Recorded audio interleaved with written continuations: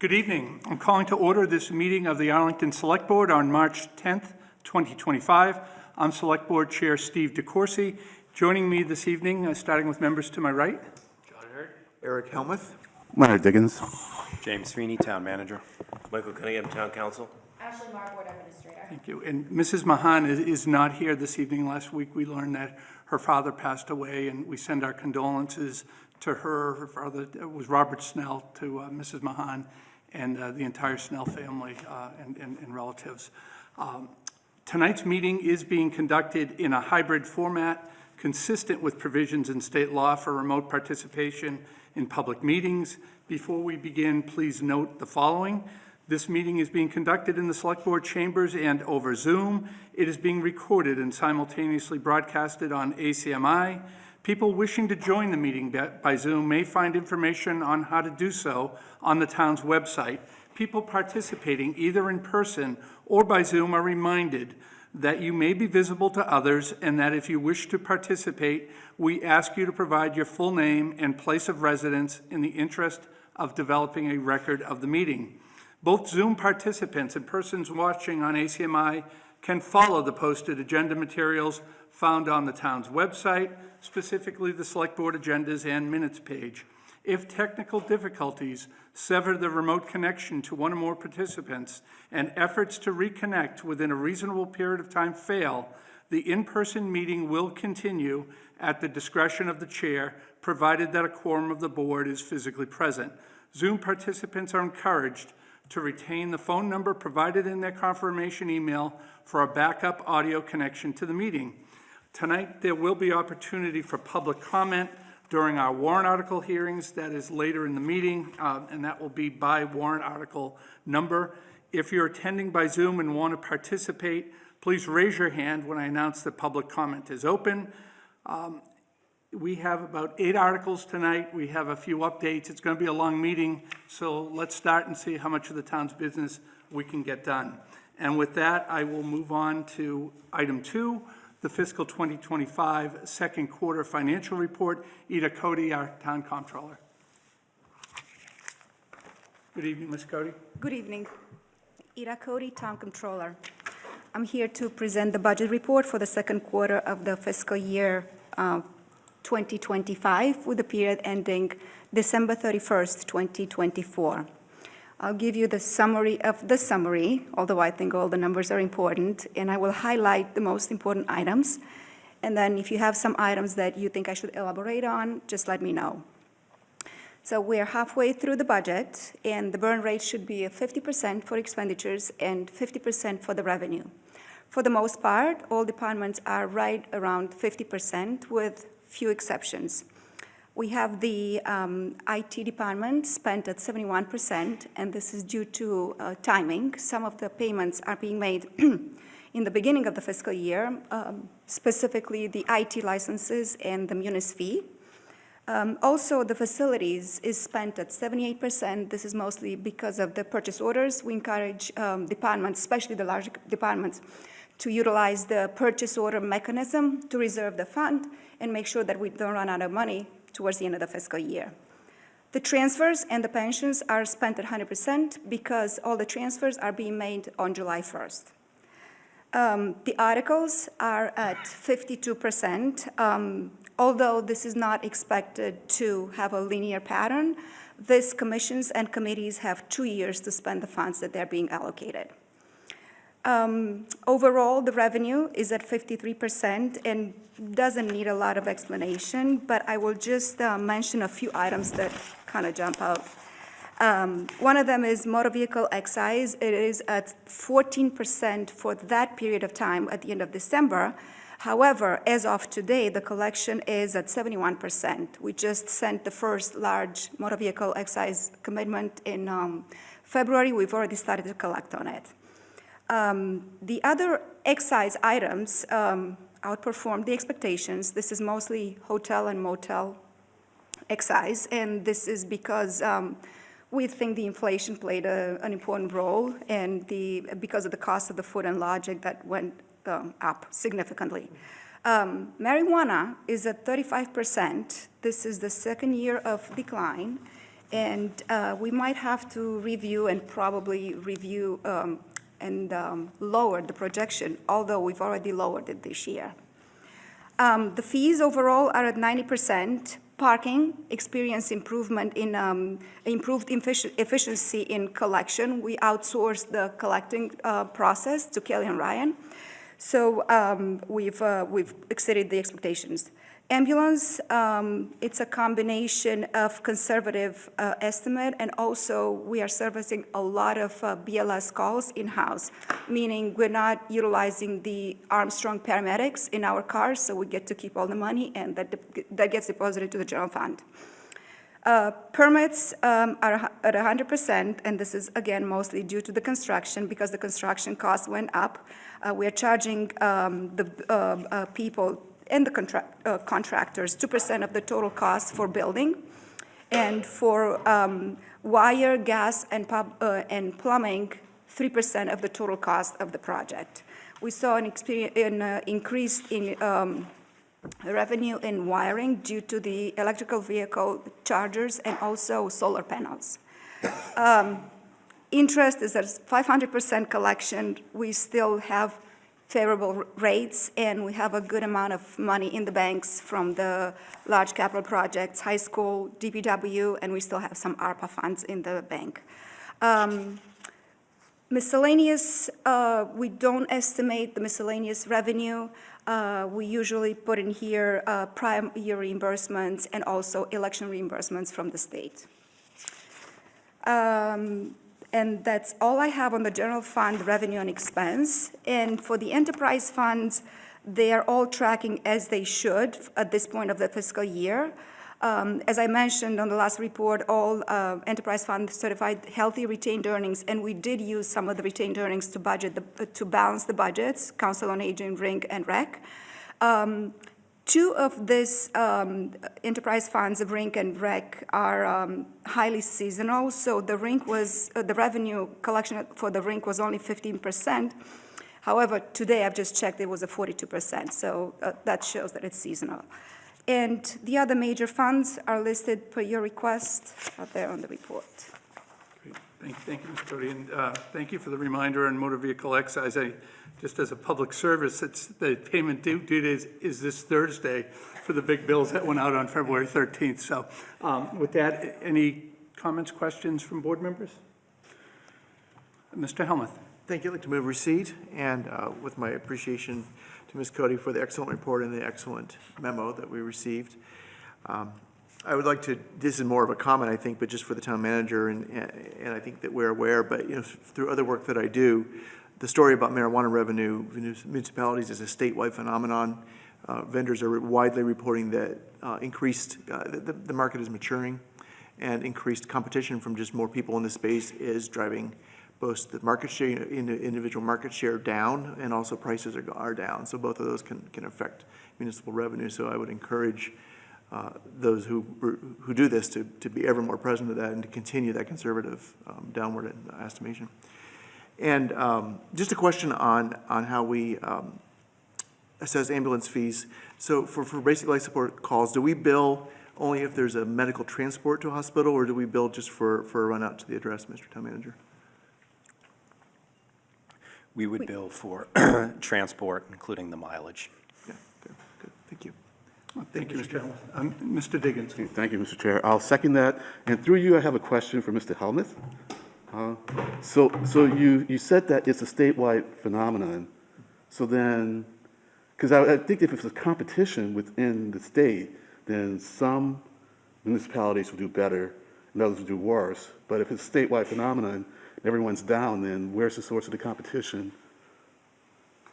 This is loosely related to the presentation, but I don't know if you have any further comment. Would you rather get back to Mr. Diggins? I certainly have a conversation offline. I think the substance of my comments is that the more retailers that have opened, as we see more retailers open, each one gets a smaller piece of the market share, and then the market may be maturing.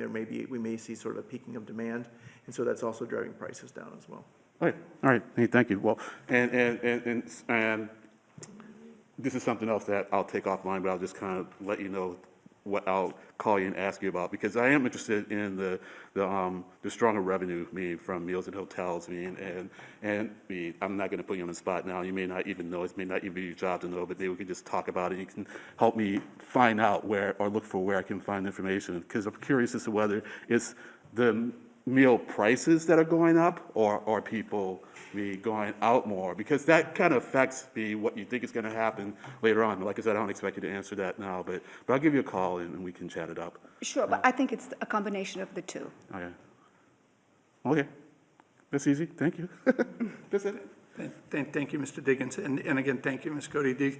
These quarterly reports are very helpful just to see where we are, see if anything is standing out, and we appreciate the continued reports.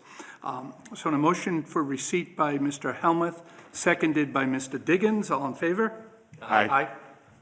Thank you for coming this evening. Thank you, Ms. Cody. Next is our consent agenda. Item 3 is the minutes of meetings February 12th, 2025 and February 24th, 2025. Item 4, request for a contractor drain layer license, Robert J. Devereaux Corp. And Rapid Flow, Inc. Item 5 is the Arlington Farmers Market banners. Item 6 is a banner extension request for Arlington's 250th commemoration. Item 7 is to amend the placement of art installation for Arlington's 250th celebration. Item 8 is an amended vote for the Arlington Heights Business District proposed safety zone. Item 9 is the Arlington Education Foundation 5K race on May 18th, 2025. Item 10 is a request for a special one-day beer and wine license, March 29th, 2025, at Robbins Memorial Town Hall for the Arlington Center for the Arts annual fundraiser. Item 11 is a request for a special one-day beer and wine license on March 22nd, 2025, at Robbins Memorial Town Hall for the Beats for Eats fundraiser. That's from Arlington Eats. I'll turn to board members. Mr. Diggins. Thank you, Mr. Chair. I'd like to move approval of items 3, 4, 5, 6, 7, 10, 11, because I'd like to discuss 8 and 9 a little bit. Okay. Thank you. All right, so you'd like to pull 8 and 9 out of the consent agenda. Okay, and so let's deal with the other items first. So do we have a second? Second. Okay, so on a motion by Mr. Diggins, seconded by Mr. Helmuth, to approve items 3 through 7 and 10 and 11 on the consent agenda. All in favor, say aye. Aye. Okay. So with that, let's go back to item 8. And this is an amendment. I think this had more to do with some confusion as to the starting point of the safety zone up the Heights. I think when we voted it was north of Daniel Street starting. It's actually west.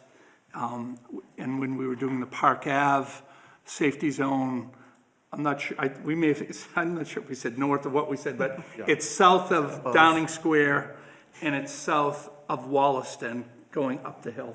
So I just wanted to point that out. That's why that's back here. But did you have questions on that? Yes, well, it's more maybe suggesting that we amend it further, since we are talking about amending it, because when we had a discussion 2 weeks ago about the town manager suggested that we make that the eastern point at the intersection of Daniels and Mass Ave for simplicity purposes, and I didn't say as much in the meeting, but I was in agreement with that. I mean, it would push things a little bit further, to the east, but I don't have a problem with that. I think in terms of just helping DPW determine where to put the sign, and for us to, I think it's easier also in terms of the language in the traffic rules and order, if we would just in general put these safety zones or whatever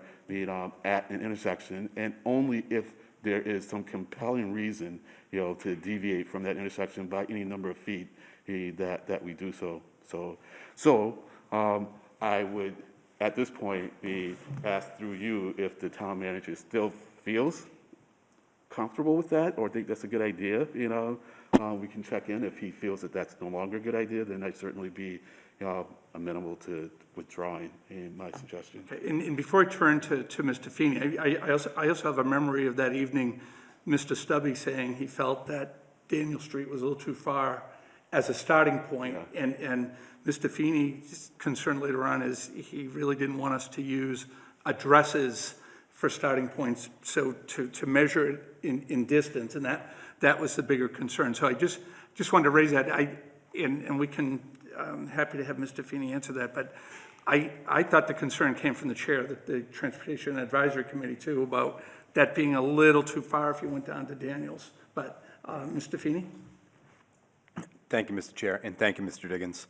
I do believe at that meeting I did say, obviously for simplicity, it would be best to reference intersections, and perhaps we wouldn't have got into this directional issue that we find ourselves in this evening.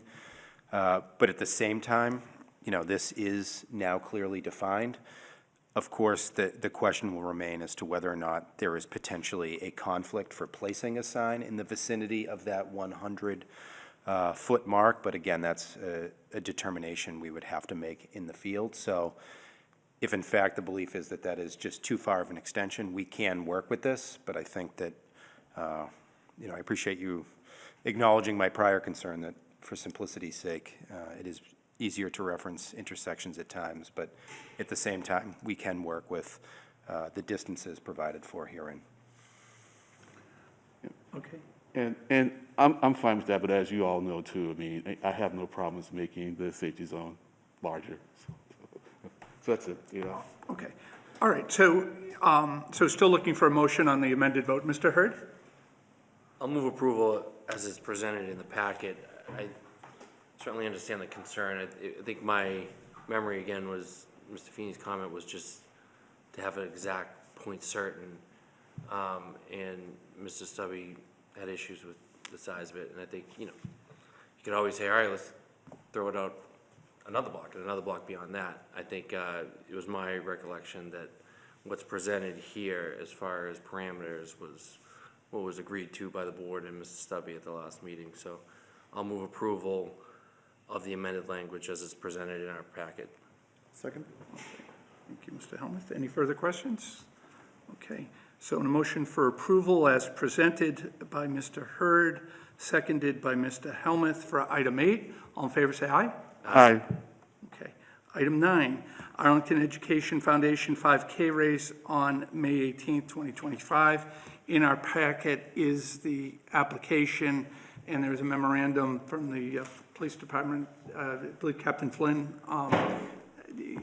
explaining the number of police officers that is recommended. And the approval is for the requested route in the road race this year. There was an issue in terms of the number of details that were to be provided.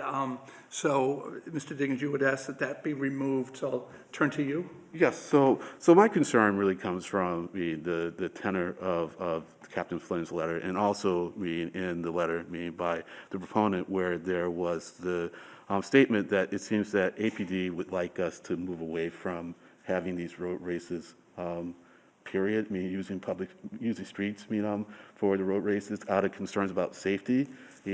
I would like to hear more, from APD about the safety concerns, and also what we can do to mitigate them, actually minimize them or bring them to zero. So I'm not saying that I will vote against this now.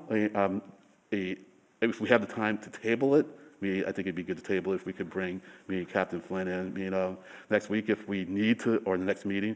If we need to move forward with this fast, we can go ahead and move forward with this fast. But at some point, I would like for APD to let us know what the concerns are, because we do have more than one road race. And so yeah, anytime I hear safety concerns, I want to take them seriously. Not that no one else does, but I'd like to get more of an understanding of what the safety concerns are, and to repeat what we can do to minimize them. So that's it. Thank you. Okay, thank you, Mr. Diggins. And I actually have some additional information I can share on this that may be helpful for this vote. And I think in the future, addressing this issue, because there have been, for this race in particular, more recently, there were a number of discussions that involved the Recreation Department, Police Department, our Select Board office, and the Select Board Administrator actually attended some meetings, and I believe Mr. Feeney, well, he may not have attended, is privy to some discussions that have gone on.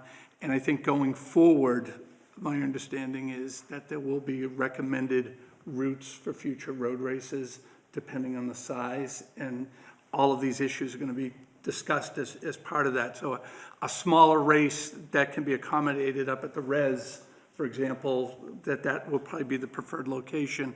A larger race, it's going to be one route recommended in the future, okay?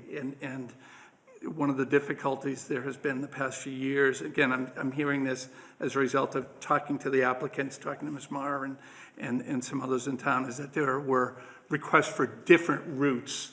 And that's, when the route request changes, that creates additional safety concerns.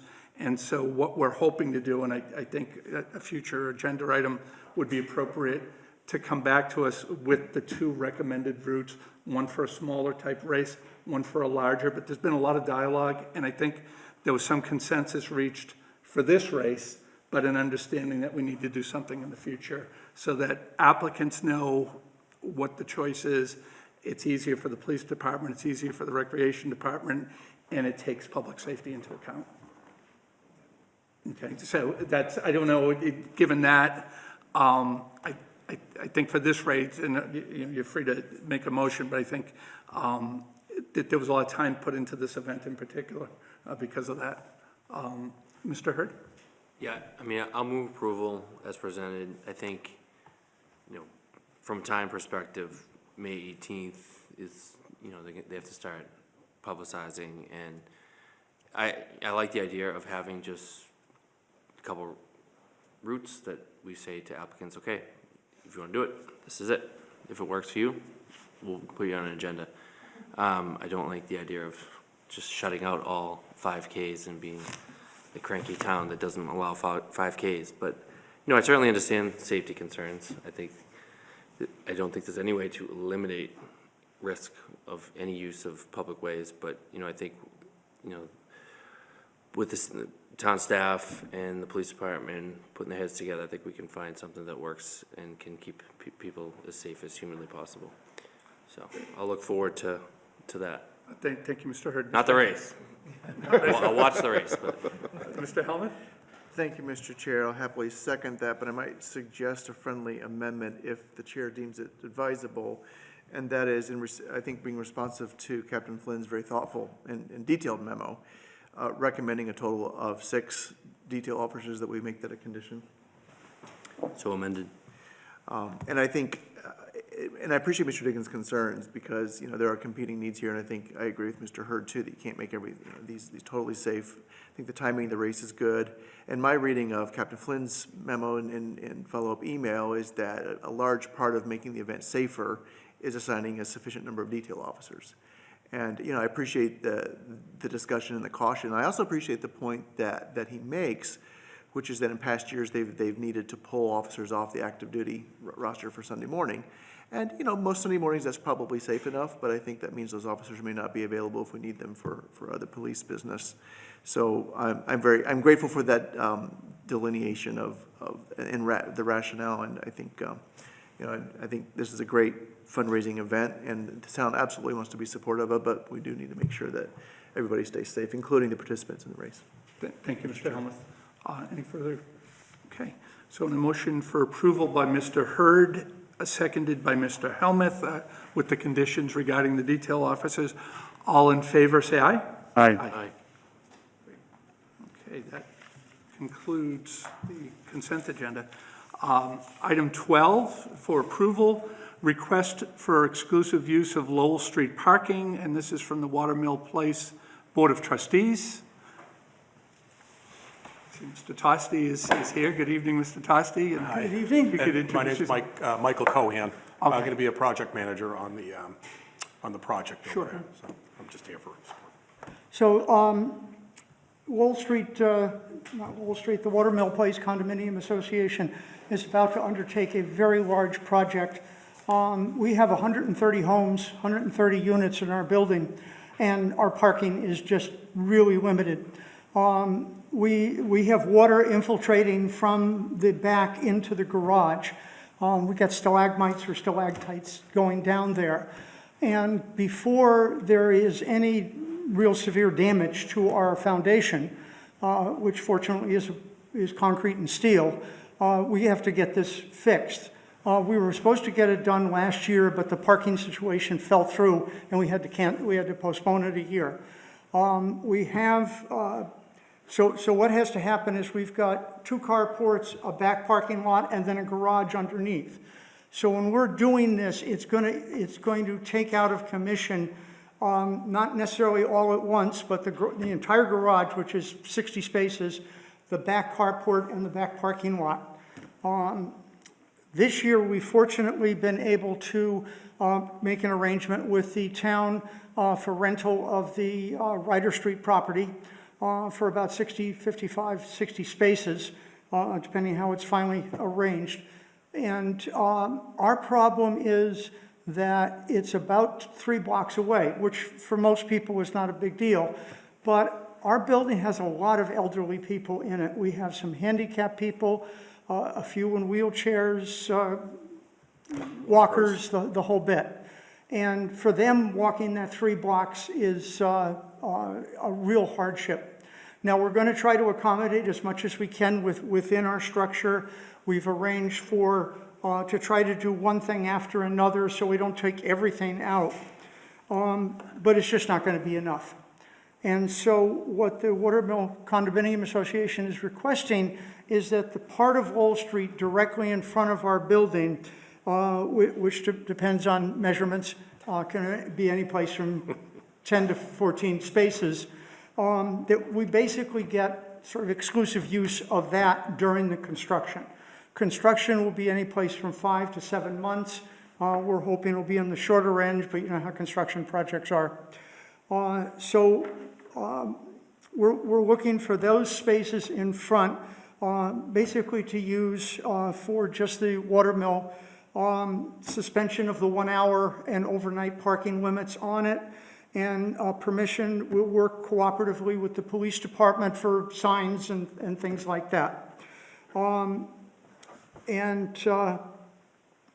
We need, the primary uses for elderly and handicapped people. I'm not sure how we'll do it without use of these spaces. We also need some unloading because our prime unloading place is going to be out of commission for a good part. If you know our property at all, you have, most of the deliveries are done down a steep hill. That's going to be blocked off. So trucks will either have to go, if they go down, they'll have to back up, which would be really tough to get back onto Wall Street. And so some delivery trucks would be used there. We have a side entrance so people can come in there, leave their groceries, bring their car down, come back, and then bring their groceries up. This is going to be a real moving target. And service providers, especially for the elderly. Sometimes there'll be cleaning people, sometimes there'll be people to come and help the more elderly people who need extra services. So again, we're looking for use of those area only in front of our building, and working with the police for setting up signs and stuff, and suspension of the overnight and limited, right now, 1 hour parking space. And we'll stand ready to answer any questions that you may have. Okay, thank you for the presentation. Mr. Hurd? So just to clarify, and so you want, in addition to removing the 1 hour parking and the overnight, you want it to be so it's only for the use of Watermill residents? That's And correct. do we have an idea how we're gonna, this might be for the town manager, how we can designate if someone is it gonna be a sticker program or a card they put in the car, or do we know? Yeah. Actually, yeah, and I think, Mr. Feeney, in addition, thank you for the question, Mr. Hurd, about how that works, but just, maybe during the day, because it's a public way, whether a permit program is preferable for overnight, or any concerns that you have. We want to work with the Watermill Place, but because it is a public way, I think there may be some questions about daytime use as well. Sure, thank you, Mr. Chair. Thank you, Mr. Hurd. What I would say is it has been customarily the board's practice to, in instances of hardship or need, to not necessarily exclusively reserve for occupancy a portion of the public right-of-way for an abutting property, but instead to issue a parking pass that would exempt them from any of the parking restrictions on a specific street, so you don't have to globally lift or rescind any of the existing restrictions. You're just issuing a permit that would allow someone to not have to obey or observe those restrictions. So, I think Mr. Hurd's point about a parking permit or a pass that's usually issued in a paper form and it has an expiration date on it, and someone would put that on their dash to signal to the police department or a parking control officer or someone, what that individual may be exempted from in terms of parking regulations. Taking that a step further, though, the only instance I can think where, and again, this wouldn't be necessarily a reserved parking space, but the board has, at prior times, if someone was requesting a handicap parking space on street, when those are granted, those generally are placed directly in front of and in abutting or adjacent property given the need for proximity. So I think those are in looking at past practice, those are the two things that come to mind. Mr. Hurd? Mr. Tossi, you might have just said this, and I apologize if you did. What is the time frame that you're looking to reserve these spaces? Well, the project is supposed to start, March 17th. We really need them probably about April 17th is when there'll be more. Because we're only taking a portion of the parking away for the first month, but then we're taking apart the whole carport in their back area, so that's going to limit the availability for everybody. March 17th to April 17th? How long is the project? Oh, the project. So how long would we be The project's March approving? 17th to about October, the middle of October. It's hard to put an exact date on it. Yeah. But the parking we would be most need of would be, ideally if we could start, closer to the 17th, but we really have until March 17th, but we really have until about April 17th when we're going to really need them on. That total amount of time could be 7 months, 6 to 7 months, depending on how Yeah. the project goes. I want to accommodate the residents, and I don't think that it's necessarily a high-demand area for parking spaces. I don't know to what extent. I drive by It's there filled a up. lot. I never even see cars there. So. Yeah, I'm not sure I've ever, and it's reminiscent, I think, of East Arlington, 10, 15 years ago, when there was issues with parking, with commuter parking and area. Go ahead, Mr. Tossi. The entire other side of the road is business, Yep, with its own parking. And on our side, it's primarily residential. On each side of the watermill is 1 and 2 family homes, but we're not looking for any of that space, just the ones in front of our building. It's a very densely building in a fairly small space. yeah, it's reminiscent of East Arlington with the commuter parking, that I think at one point, and Mr. DeCoursey knows, he lives down that area, where residents were looking for resident-only parking in that area, and we didn't do that, but that was on a permanent basis, obviously. On a temporary basis, I think I'd like to work with the residents to find a solution. I just hear from my colleagues, as it's kind of a novel idea to reserve specifically an area of the street for specific residents. Thank you, Mr. Hurd. Mr. Helmuth? Mr. Chair, I guess I'd ask the proponents, or the applicants, how you feel about going with a exemption permit for people who need it rather than exclusive use, in terms of how that would, given the low utilization that you report, how that would strike you. So, Okay, so looking for, let's say, 10 permits? yeah, 10 permits. Instead of having the specific space reserved for them, just have 10 permits so they can use it, and come back and forth at their own leisure, basically.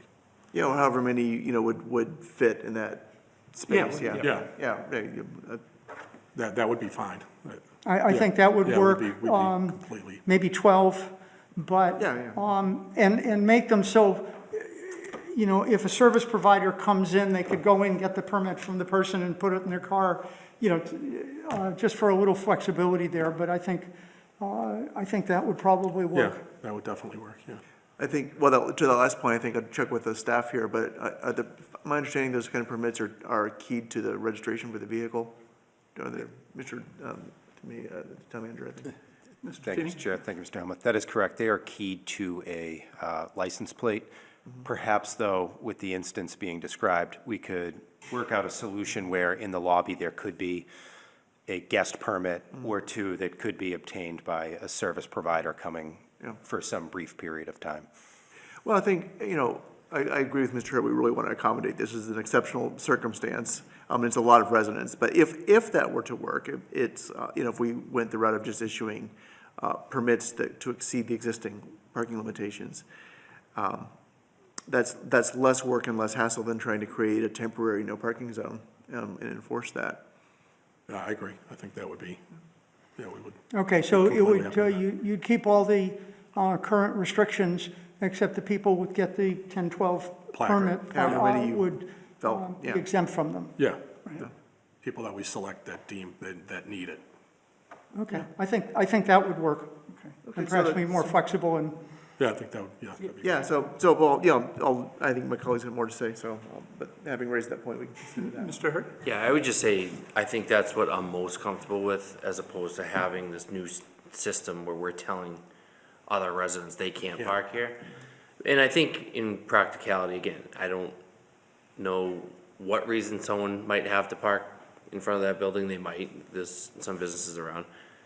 But, you know, even if you're down the street and at night, you're the only permits, the only vehicles that are gonna be able to park overnight, so, you know, you'll always get the spot overnight for however many permits we issue, and that if you don't leave, you get the spot all day too, so I think that would be the most ideal way to do this, is just to have permits that exempt from the parking restrictions. And, you know, I know in Somerville, when I was at Tufts, we used to have the permit that you'd throw out on the dashboard for guests. So I think there's, and I don't think it has to be anything dramatic. It's just a cardboard paper that our police officers can recognize allows them to not have to write tickets to the vehicles that are there. So I think that's the way to go. Thank you, Mr. Hurd. And I think if we did do that, the visitor who's picking up somebody who's a resident doesn't have to worry, you don't even need a permit, as long as you're not there for more than an hour, there would be no enforcement for the permits. Mr. Diggins? So, what kind of demand are you anticipating for these spaces, especially overnight? I'm sorry? What level of demand are you anticipating for utilization of these permits, especially overnight? And do you think there'll be more demand than there are spaces? No, no. Okay, all right. No, we have the Ryder Street, that's gonna be for people mostly overnight. And if we're only given so many, then there won't be I think that if we got 12, that would be more than enough for us. Oh, yeah. So the only other thing I will say is I'm fine with going along with this. Every once in a while, walking back on Saturdays, I'll see someone parked on that side of the street, and it just seems so dangerous to me. The car is occupying part of the street. I know that we allow parking there. I always say to myself, I can't believe we allow parking there, because I would think if there were no parking there, and I was to say, hey, why don't we allow parking here? People would go, you're crazy, And so and now you're gonna have people who are elderly and handicapped, getting into a car, it's inviting, I think, it just increases risk at a level that makes me uncomfortable.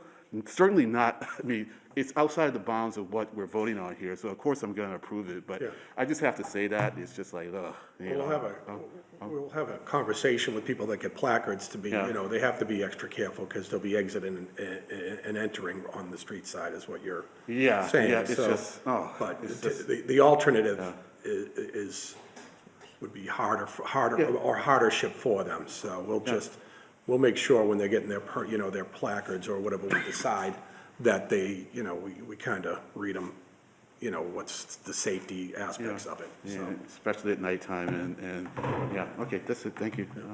Mr. Hurd? I don't want to overcomplicate this, but as Mr. Diggins raised a very good point about safety, I was just wondering if it made sense to, at some point in the stretch, to have kind of a temporary no parking zone of like 6 feet that allowed kind of a path, so if someone's parked like in the middle, they don't have to walk all the way down. Because I would imagine when cars are parked like in this type of situation, they'd be parked pretty tight to each other, but.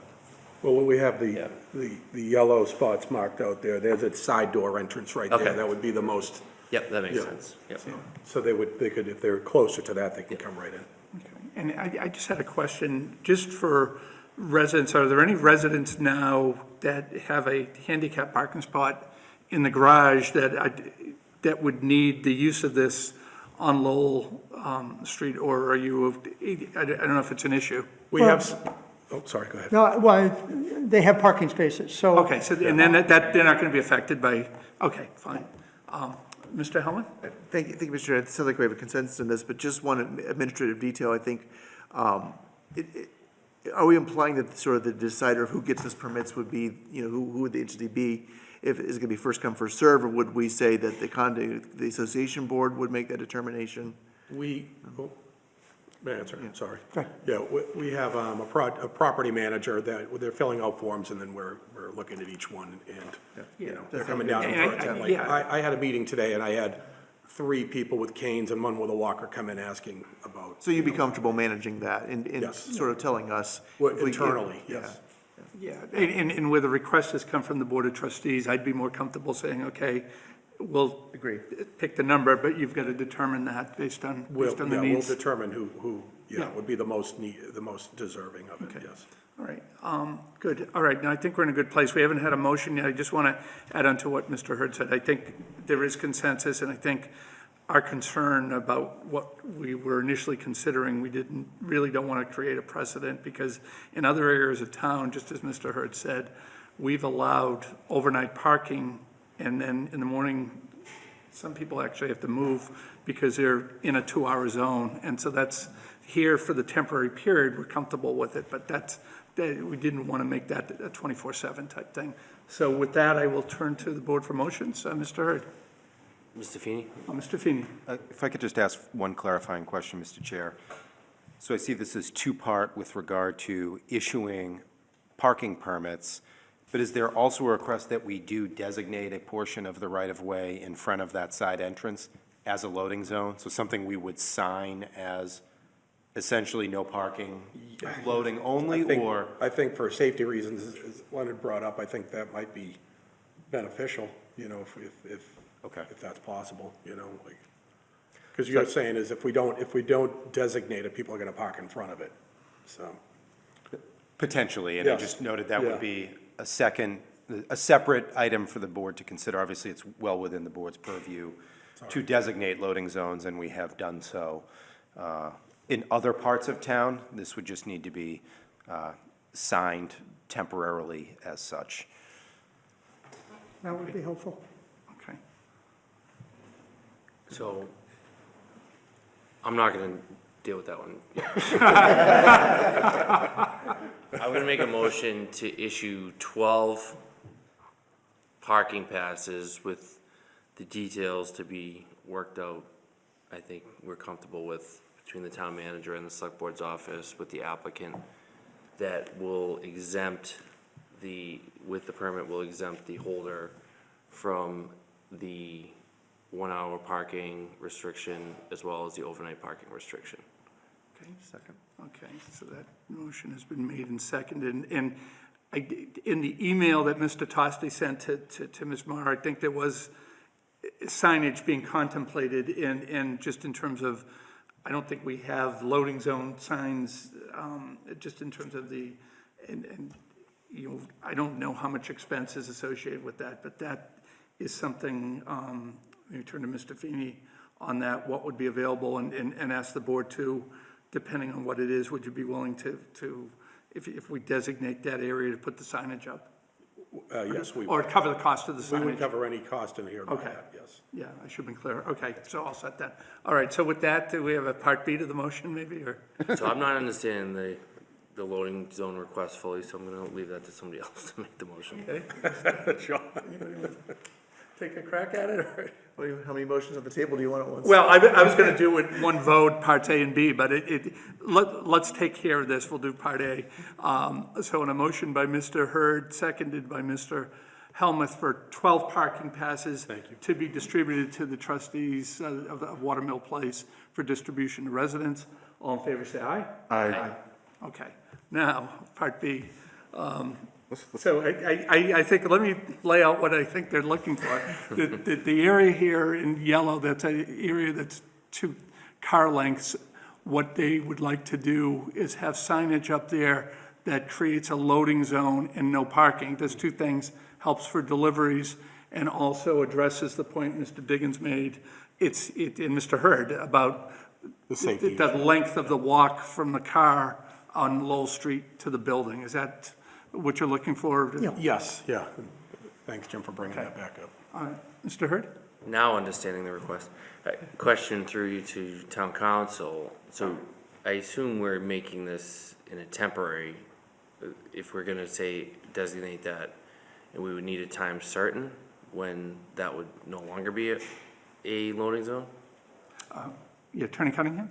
Thank you, Mr. Chair. Thank you, Mr. Hurd. Yes, I think it'd be best if the board was going to take this vote, which it has the authority to do under the statute, to set a time certain, and then perhaps if the construction project goes longer than anticipated, Mr. Tosti could come back and request additional time. I think, what did we, yeah, that's fair, but I don't perceive. So I would say, make a motion to designate the area depicted in the diagram as a loading zone until November 1st, Yeah, 2025. That'd be fine. more than ample. Second? I'll second. Mr. Diggins. Okay, any further discussion?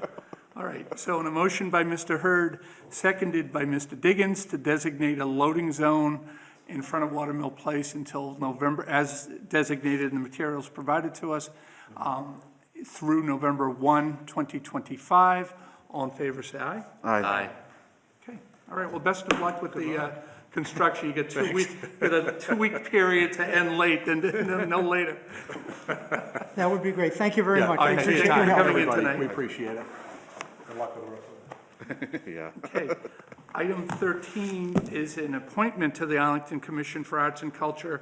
There were 2 names. We have 1 appointment this evening, and that's Laura Cook for a term to expire January 31st, 2027. I believe Ms. Cook is joining us on Zoom.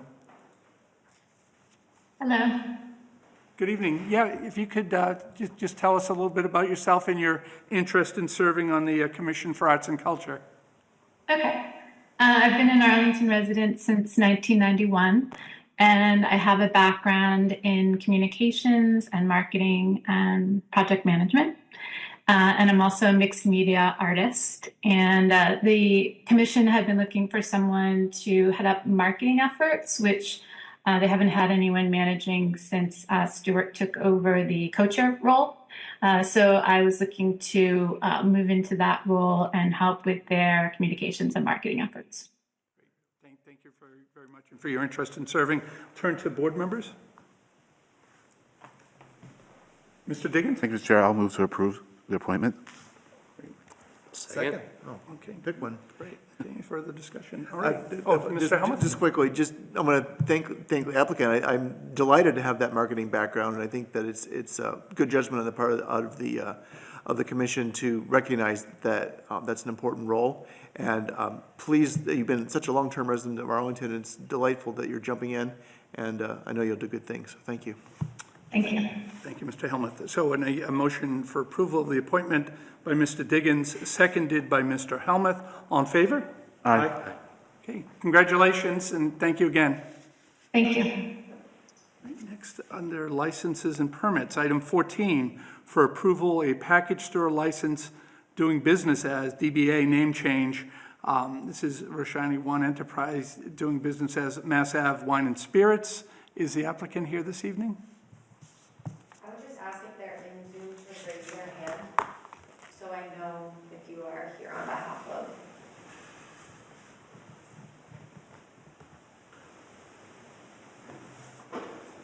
Seeing no hands raised. Okay. All right, so why don't we move on to the next item? Let's see if they join us. If they don't, by the end of the meeting, we'll table it till next week. Okay, item 15, for approval, a wine and malt alcohol license amendment. This is the Drag Group, Inc.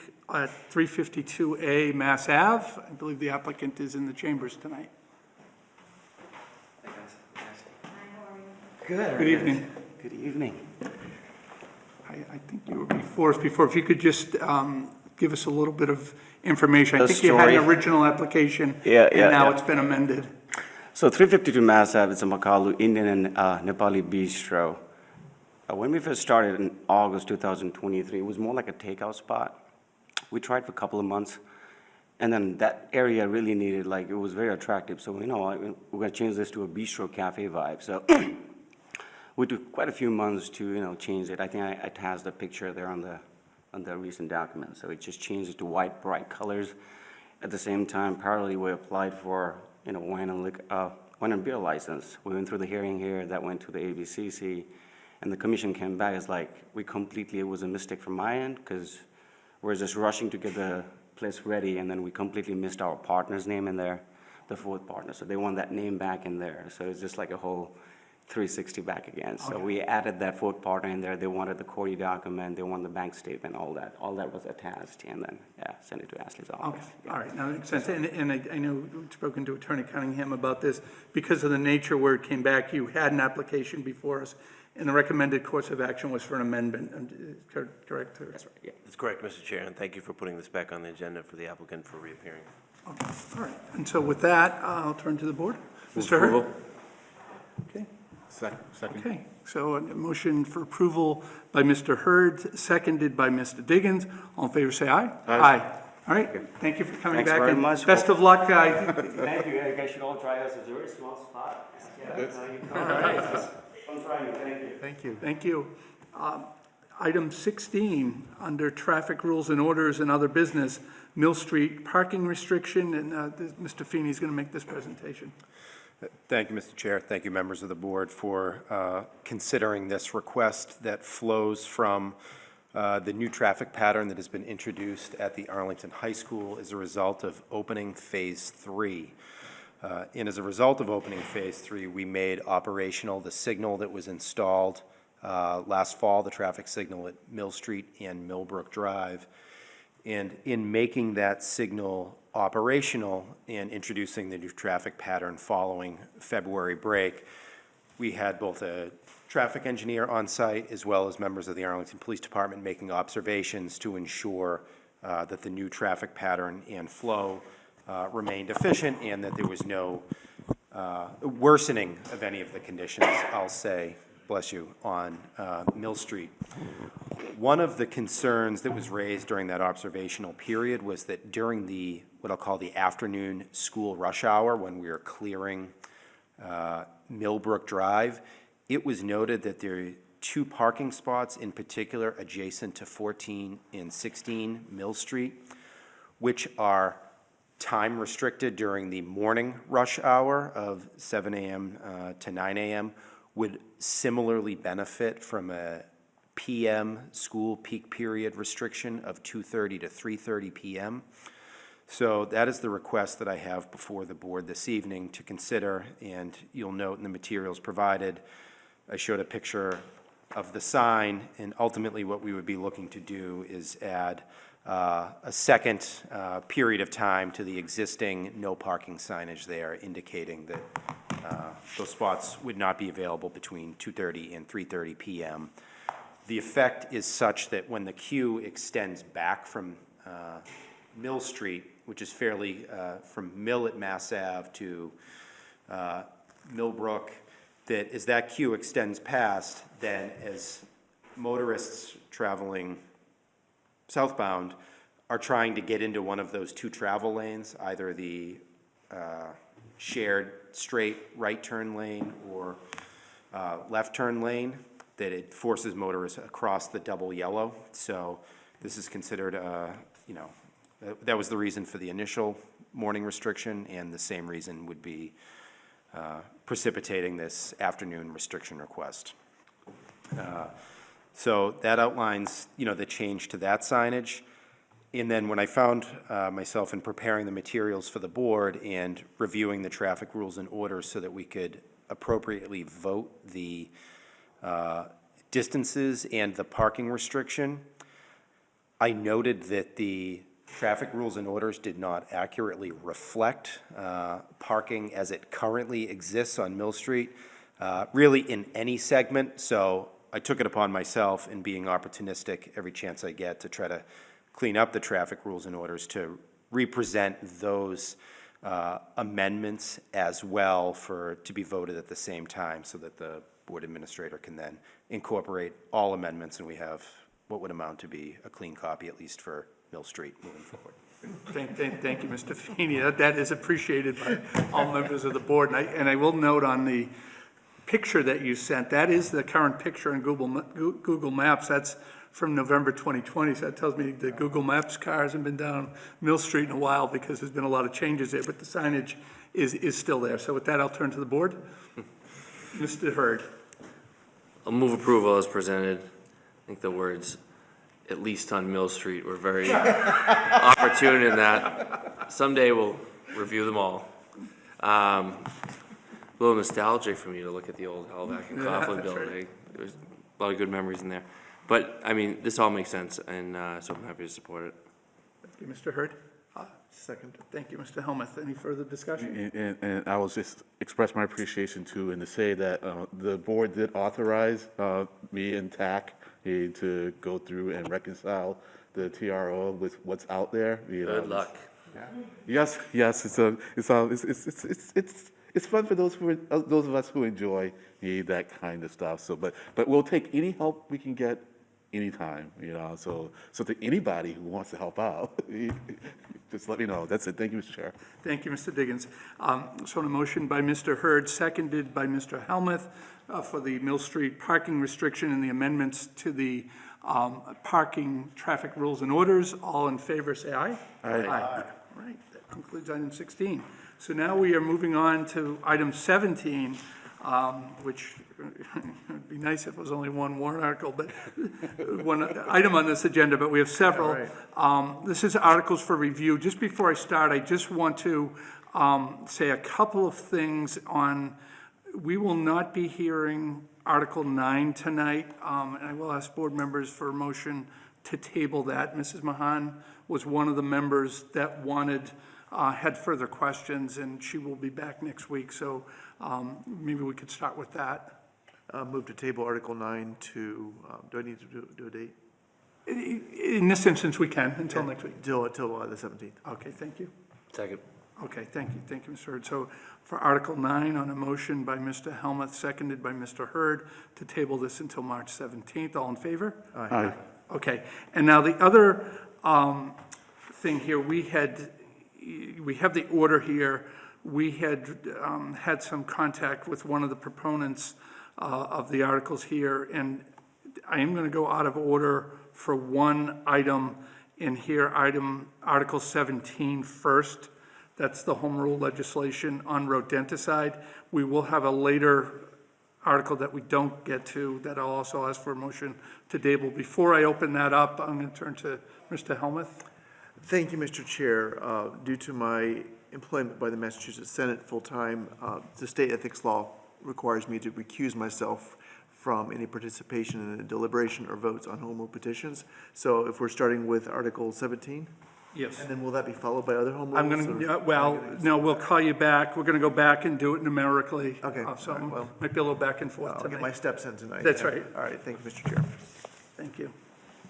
Okay, so Article 17, I see Ms. Crowder here, and just a little background, back in 2022, this was Article 18 that we had approved, town meeting passed overwhelmingly.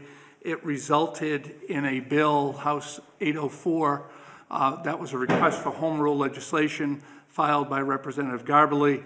It was not approved, it was not enacted prior to the legislative session, ending at the end of calendar '24.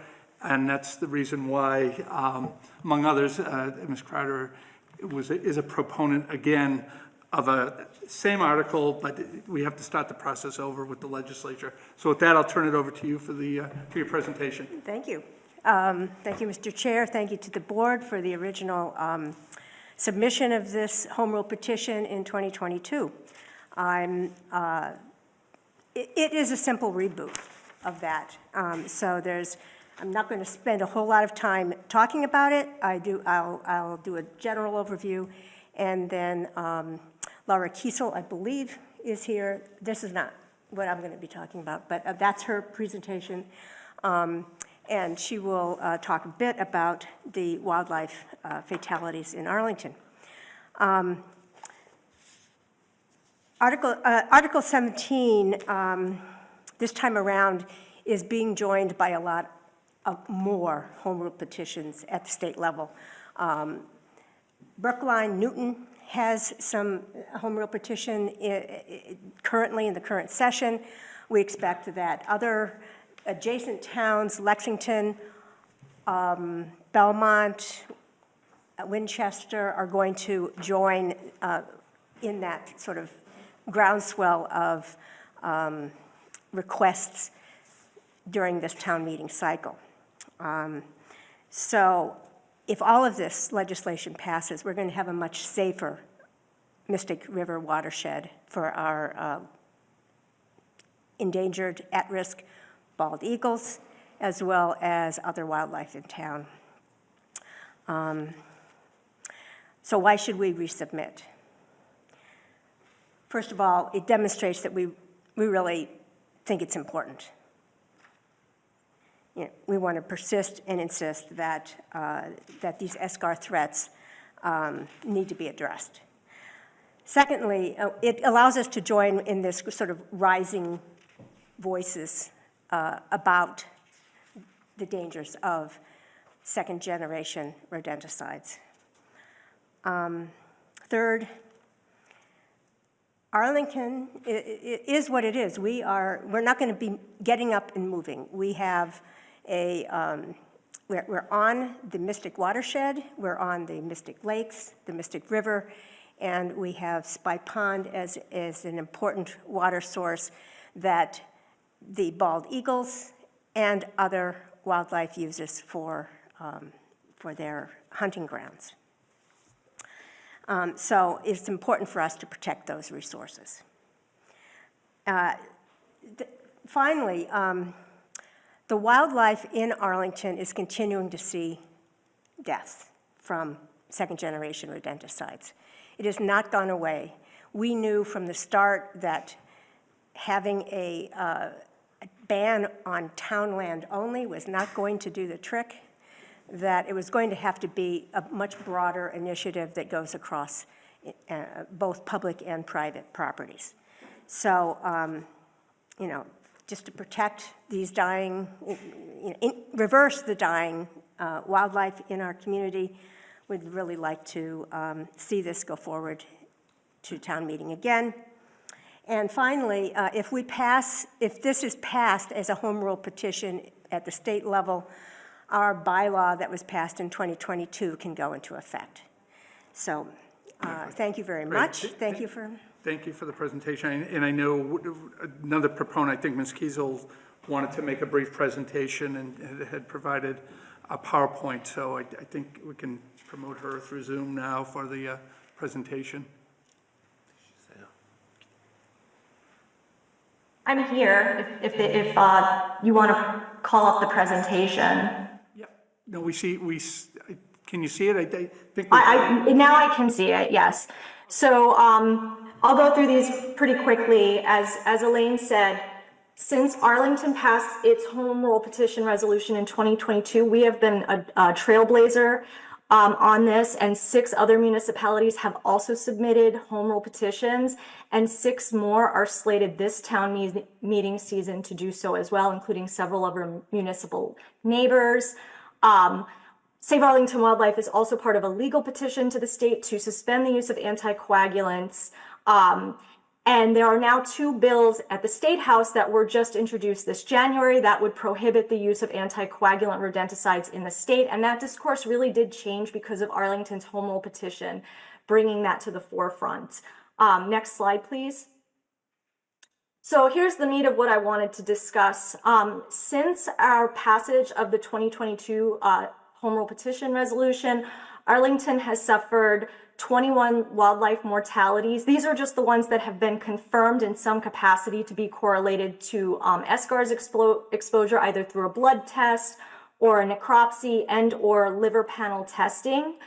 Of these, 8 have been recorded just since late November of 2024, and that is because at that same time, I established a fund through my nonprofit to subsidize these necropsies because there wasn't much infrastructure. And so I really don't think this is necessarily that it's ramped up, though it may have. I think it's just that now we have the capacity to test. But 8 over a 3-month period is really stark, and we've had 2 more owls that have died just in the past week that are pending necropsy, including one today.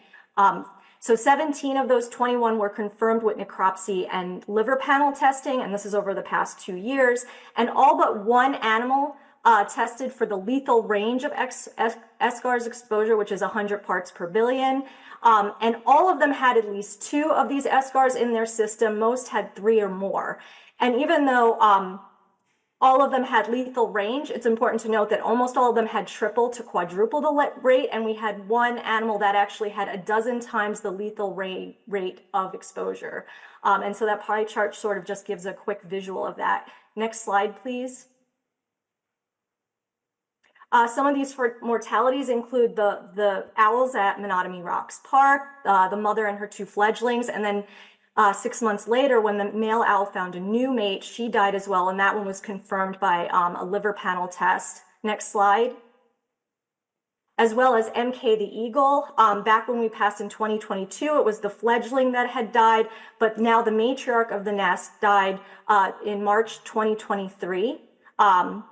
Next slide, please. And you may recall that because the day after she was announced dead, there was a vigil at the green in front of the Cirrus Dallin Museum, and then we marched to Town Hall, and there were like 300 people that showed up because she touched a lot of lives across the state, not just here in Arlington. And this was the first bald eagle nest we had in over 60 years since DDT had wiped the species out of the state and most of the nation. So it was really tragic that we finally got a bald eagle nest, and now that nest is gone in that area because it was decimated by these poisons. Next slide, please. And these are just some other mortalities. There was a Cooper's hawk nest on Spy Pond. Next slide, please. And we've had several species, barred owls, red-tailed hawks, screech owls, as well as skunks and foxes that have been confirmed with testing to have died from these poisons. And that red-tailed hawk at the far left was found at Spy Pond, and that's the one who had over a dozen times the lethal dose. Next slide, please. The reason I established my fund in November was mid-November, I got a call about a barred owl that had been sick at the Robbins Whittemore house, right at that sandbox. But I didn't get the call until 8 p.m. I didn't get that message. So I went there, and the owl was still alive. So it had been suffering for like 9 hours. And when I picked him up, he seized in my arms. I tried to rush him to Cape Ann Wildlife, which is in Gloucester, but he died upon arrival. So you can see that necropsy report just to get you an idea of what these look like, where it shows several parts of his body had internal hemorrhaging, and you can see that blood that was coming up from his mouth when he died, which is what a lot of them do. They start bleeding from their orifices, their nose, their mouth. Next slide, please. And as you can see, he had like over quintuple the rate of exposure. Next slide, please.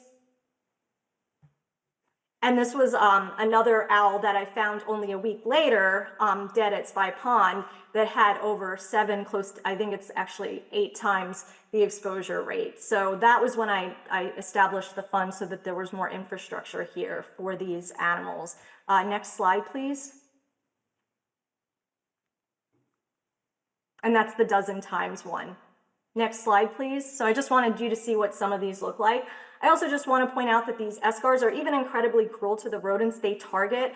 I very routinely will come across dead and dying rats in Arlington, often in the middle of the day during high foot traffic. So I'll see children walking by them, pets sniffing around them. And that actually increases rather than decreases the likelihood of exposure of diseases. I mean, one of these rats, the one on the far upper right, that was right by a school, an elementary school. And I saw him right as the school was letting out, and lots of children were walking by. The one at the bottom far right, that's at Spy Pond, right by the boat deck. And that other one, that's an actual YouTube clip I took of a rat dying, was right at the Bates, Massachusetts intersection, and it was like 4 p.m. in August. And studies have shown that rats that have these poisons in their system are more likely to carry pathogens like leptospira, which is a pathogen that leads to transmission of leptospirosis. So these also can actually exacerbate disease transmission, these poisons. Next slide, please. And I've also come across several broken open bait stations in and around Arlington, which is very dangerous because children could touch them, pets can get into these, and wildlife too can have firsthand exposure as well as secondary exposure. This bait station actually looked like it had been ripped open by a raccoon or a possum that probably fed on it. So this is a problem too. These poisons are just, they're widespread and they're very easy to get into these bait stations. And if not, the animals can get them by the rodents. Next slide, please. So just to conclude, we have widespread community support. The select board unanimously voted to support this article back in 2022, and I believe we won by a landslide vote at town meeting. And a lot of local conservation groups, I believe, have submitted letters of support, such as the Mystic River Watershed Association, Friends of Spy Pond Park, Friends of Menotomy Rocks Park, and I also believe Sustainable Arlington did as well. So thank you for your time. Thank you very much for the presentation. So what we'll do is, and we'll do this with every warrant article, we'll start with comments or questions from the board. Because it's a public hearing, we will ask if any members of the public will wish to be heard, and then we'll come back for motions. So if there's any questions or comments right now? Mr. Diggins? Yeah, just a couple for me for the presenter, because I don't think I'm going to have easy access to the presenter after the questions, right? I'm sorry? I won't have easy access to the presenter after the hearing part, right? I think if you have questions, better to ask them now. Sure. So I just want to understand from the Arlington leadership role in the getting the state getting these two bills proposed. How did I'm trying to understand? How is it that what Arlington has done has put Arlington in a leadership position? Yeah, I'll take a crack at it. Because back in 2022, we were the first community to seek to regulate SGARs, okay? And so what we knew at the time is that there might be an issue with preemption because there is a state law, the Massachusetts Pesticide Control Act, where the legislature has basically taken over the field. But what we wanted to do is have a registration, and the proponents, Ms. Carter and Ms. Kiesel, but we supported it as a select board. So we're the first community to have a home rule petition before the state legislature. And since that time, there's been several communities. Brookline is actually first in this legislative session because they voted it at their special town meeting back in November, got a little ahead of us. But what that has prompted, and it's probably one of the best discussions we had a few years ago about preemption, trying to parse out what we were looking to do, or what the proponents were looking to do. And we were concerned about preemption, but we also wanted to get this before the legislature. And as Ms. Kiesel said, as a result of that, and I think this is a good example of where you try something at the local level, it gains momentum among other communities, and then it gets attention at the state level. The House bill is House 1721. The Senate bill is Senate 644, has widespread support. And that's really where the regulation needs to come from, but we want to have a say in it, but it gets pushed up to the state level. And I'm happy to say that our entire delegation, Senator Friedman is a co-sponsor of Senate 644. Both Representative Rogers and Representative Garbely are co-sponsors of House 1721. That would regulate it at the state level. So that was a long answer, but that was the history. We're happy that the proponents came before us. We were the first to act in this instance. Others have followed, and now it looks like we may get, so there may be momentum at the state level. So as a board and as a community, I think we should all be very proud of the steps that have been taken. And again, great thanks to the proponents for all the work in getting this before us. So, long answer, but. No, I appreciate that, and then the other question is, so what could people use instead of these anticoagulants? The reason I ask is that I think we had one case here, where someone came before the board, and they had indicated that they were going to use pesticides, for pest management. And I suggested to them, that we had, this HRP, and that the town had also said that we don't use SCARs on town property. The question wasn't asked, what could I use instead, but had that question been asked, what would have been a good answer for that? I think one of the best approaches I've seen is the approach being used in Newton. The commissioner of buildings in Newton has an amazing sort of suite of, he's thought it very carefully through how he uses the various controls. So he has a system where because the birth control for rats is expensive, he has a particular way in which he's using that. He puts bait stations which are fluid in between known populations of rats and their water source, so that they hit those bait stations first. And then in areas that are away from lived-in structures, he uses a control in burrows. There are two kinds of controls that are very effective with this. The more poisonous of those is carbon monoxide, which is an engine down in the burrow. The other that is much less poisonous is carbon dioxide from dry ice. Unfortunately, that particular product is difficult to obtain the way it's currently licensed or being distributed.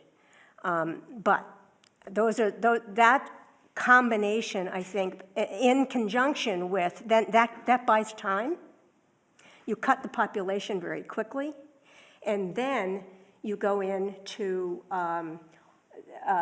all of the areas of education of the public and on matters of exclusion, of food sources, on locking down dumpsters, on putting in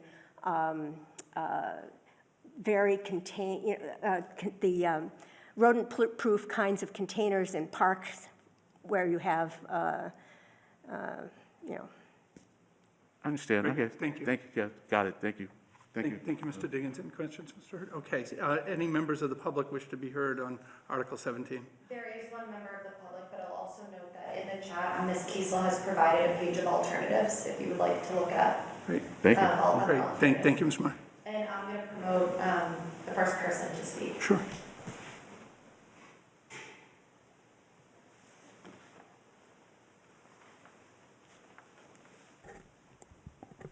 Bear with me, moves kind of slow. All right, Ms. Culverhouse, when you're ready, if you want to unmute your mic. Can you hear me? Yes, good evening, Ms. Culverhouse. Hi, Lynette Culverhouse. I'm a town meeting member in Precinct 11, and I live on Draper Avenue. And I just want to thank Ms. Kiesel and Ms. Crowder for the incredible work they've done to bring this issue to the attention of Arlington and to plead with you to support it. For the fact that we are destroying our birds of prey, the very creatures who control the rat population is insane.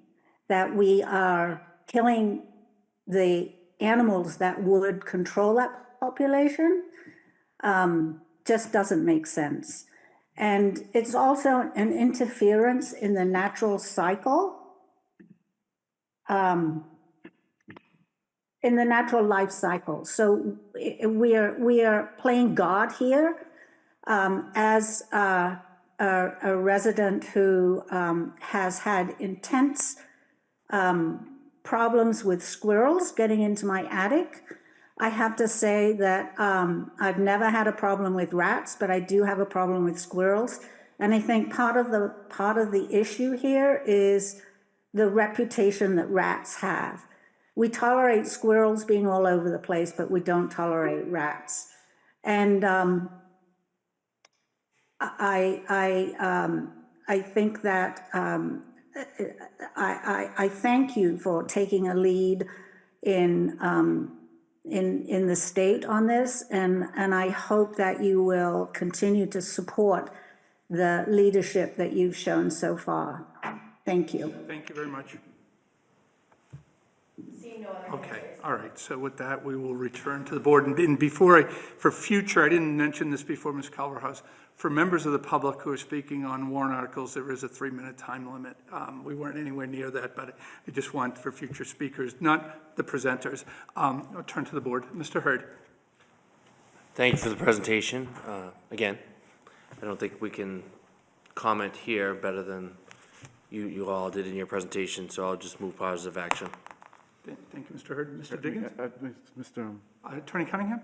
Sorry, Mr. Chair, I just was waiting for a chance to comment on your commentary on preemption, just the procedural history here in this case. In 2022, the annual town meeting approved kind of a 3-prong approach. The bylaw amendment is on hold at the municipal law unit currently at the Attorney General's office. I want to thank the proponents for working with the legal department. The reason why that's not before us is because we don't need to address that again.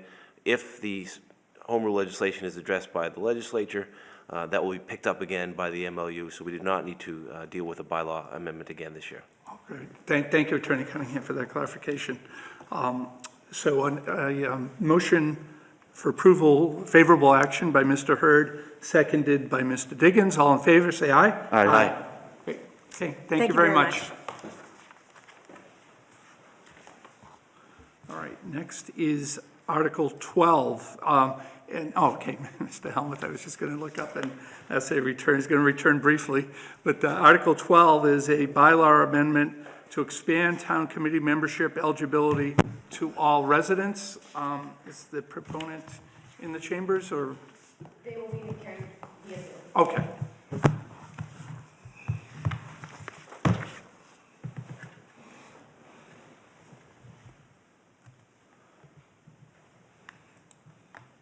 Hi there, can you hear me? Yes, we can. Good evening. Yeah, if you could just identify yourself and tell us about the about the warrant article and your proposed vote. Of course. Joshua Solomon. I'm a town meeting member from Precinct 6. Worked on this with a few other members and some of my neighbors. The intent of the article is to really kind of modernize and simplify and update the committee memberships, the various committee memberships in town. So right now, the majority of the language notes that you need to be a registered voter to be a member of a committee or commission. There's actually 3 committees that are using the resident language instead of registered voters that I noted: the Human Rights Commission, Civilian Police Advisory Commission, Poet Laureate Committee. And then there's a number of committees, about 6 or so by my count, that repeat registered voter in their requirements. And then the overlying, or kind of the guiding scope for all committees notes registered voters in it as well. So the recommendation here is to switch the language to residents for all committees, just to really promote a kind of more open approach to the various leadership that residents of the town bring, regardless of their voter status. Potentially young people under 18, if any of them are interested in serving in a committee, and if the committee or commission would find that appropriate with their own selection procedures. That's a bit in keeping with the lowering the voting age article that we looked at last year, which also has its own home rule implications. So that's the overall intent of this, is to kind of standardize and promote a more inclusive approach to committee membership throughout the town. Thank you very much. I'll turn to board members. I will note that we do have a memorandum from Attorney Cunningham, and there were some concerns raised about about some committees making this a blanket or taking this requirement away on a overall basis. Attorney Cunningham, would you like to add anything right now about that, or? Yes, thanks, Mr. Chair, and I want to thank Mr. Solomon again for working through the legal department. He's been very diligent about contacting the office and working through this language, and we've had many discussions about, but I think there are some concerns. Certainly there's no requirement that the town have registered voters serve on committees. We can have residents serve. They don't need to be registered voters. We can make that change if the town's so inclined. However, there are concerns regarding membership of committees, certain committees especially, if those individuals are under 18 years of age. We certainly have issues where town committees, boards, commissions are subject to lawsuit. Having minors serve in those committees would be problematic if those individuals are sued.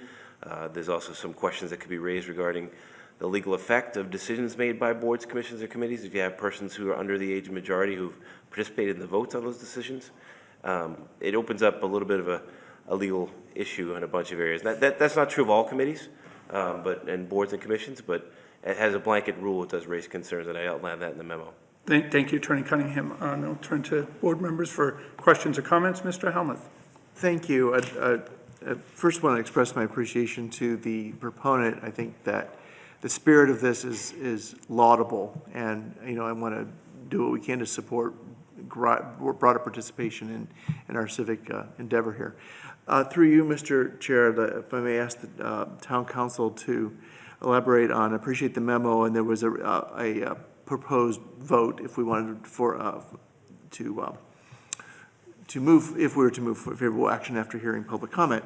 And, that makes a change just from the statement registered voters to residents. Does that change in itself satisfy the concerns that you had about the potential members under the age of majority, or does that concern remain even with the proposed suggested language?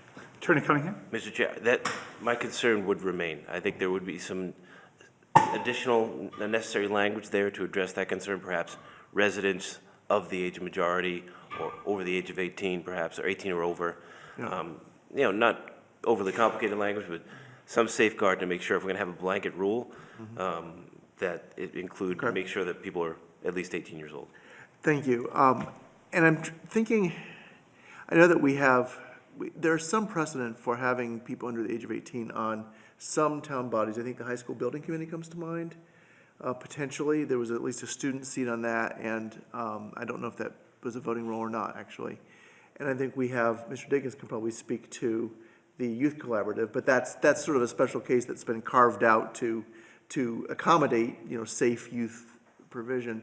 But do you want to just finish, or do you? Yeah, I'll finish, and then maybe other members can address the comments. I think that I would welcome further information and guidance from my colleagues or from town staff about how we might try to accommodate this broadening in a way that still addresses Attorney Cunningham's, I think, really significant concerns about identifying. I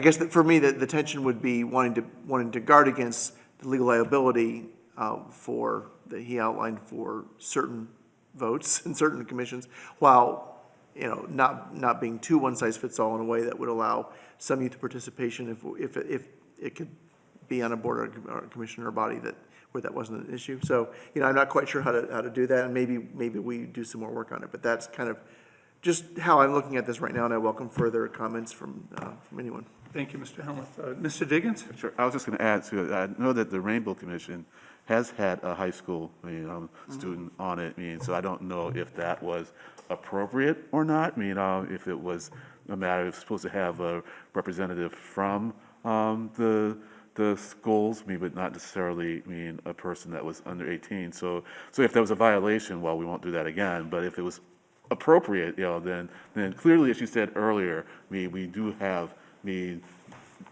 town bodies where it is okay, to have someone under 18. So I would say, let's try to delineate, which bodies can have participants that are under 18 and work that into, this bylaw change. And I just want to say, Mr. Diggins, I mean, what the town bylaw says right now is that a member of a committee has to be a registered voter of the town unless the vote creating the committee otherwise specifies. So that's probably the examples where you have someone under 18. And it only applies, and I'll ask Attorney Cunningham for confirmation of this, to committees that are created by town meeting or under the bylaws. So if it's created separately, there's no prohibition. Is that?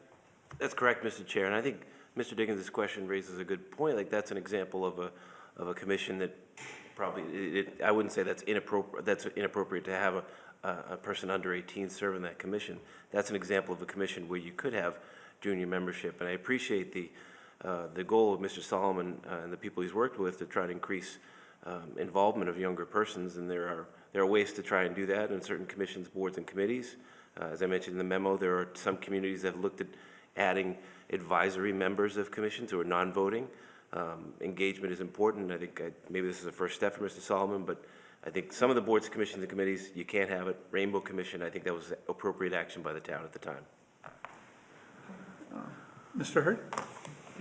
Yep, so I certainly understand the rationale to put this forward. I am swayed by Attorney Cunningham's concern that I don't think we should, as a blanket matter, just, change the language. And I think in a case-by-case basis, we can determine the creation of committees, and we can, from time to time, review our current committees. We can always make change to the makeup of a committee and look at whether or not it makes sense to have someone under the age of 18 and a non-voting member, and look at current committees and see if there are voting members that could be subject to potential issues if someone under the age of 18.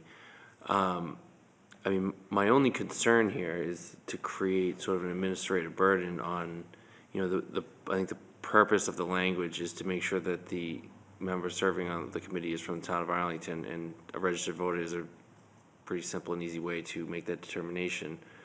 Where you say residence, now you have to prove residency, which in itself can be a little murky. I think last time I pulled the registered voter list for last time I ran, 4 years ago, thankfully, there was over 30,000 names on the registered voter list, and I don't want to be a curmudgeon to the idea of including more people. I would like anyone that wants to serve on a committee to have the opportunity to do so. I just wonder whether or not taking away that requirement now makes it difficult for us to cross that threshold of, is this person a resident of Arlington, and I think we'd have to take a next step to come up with criteria where when someone wants to join a board, they have to show in other ways, which I guess, showing that they're a registered voter would prove that, and you'd have to take an additional step. I'm not vehemently against this if I think other board members think it's a good idea. I think we're kind of missing what the point of that requirement is it's an easy way to determine, to make sure that the person serving on the board is from Arlington. Thank you, Mr. Hurd. Mr. Helmuth? Thank you. This is a useful discussion.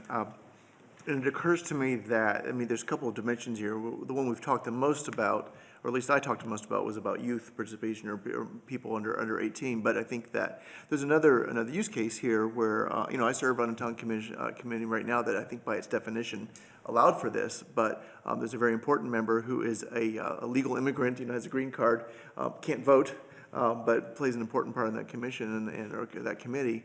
So I think that it's interesting to contemplate the kind of change, maybe with an age safeguard, as Attorney Cunningham is suggesting, to generally broaden the default to residents, to accommodate people for just wider participation in general, even if it's 18 on up.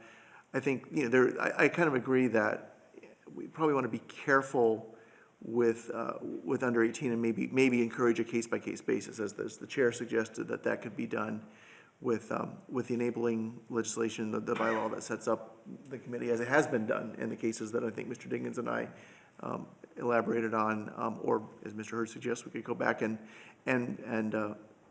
revise those if we find bodies that would benefit from youth participation.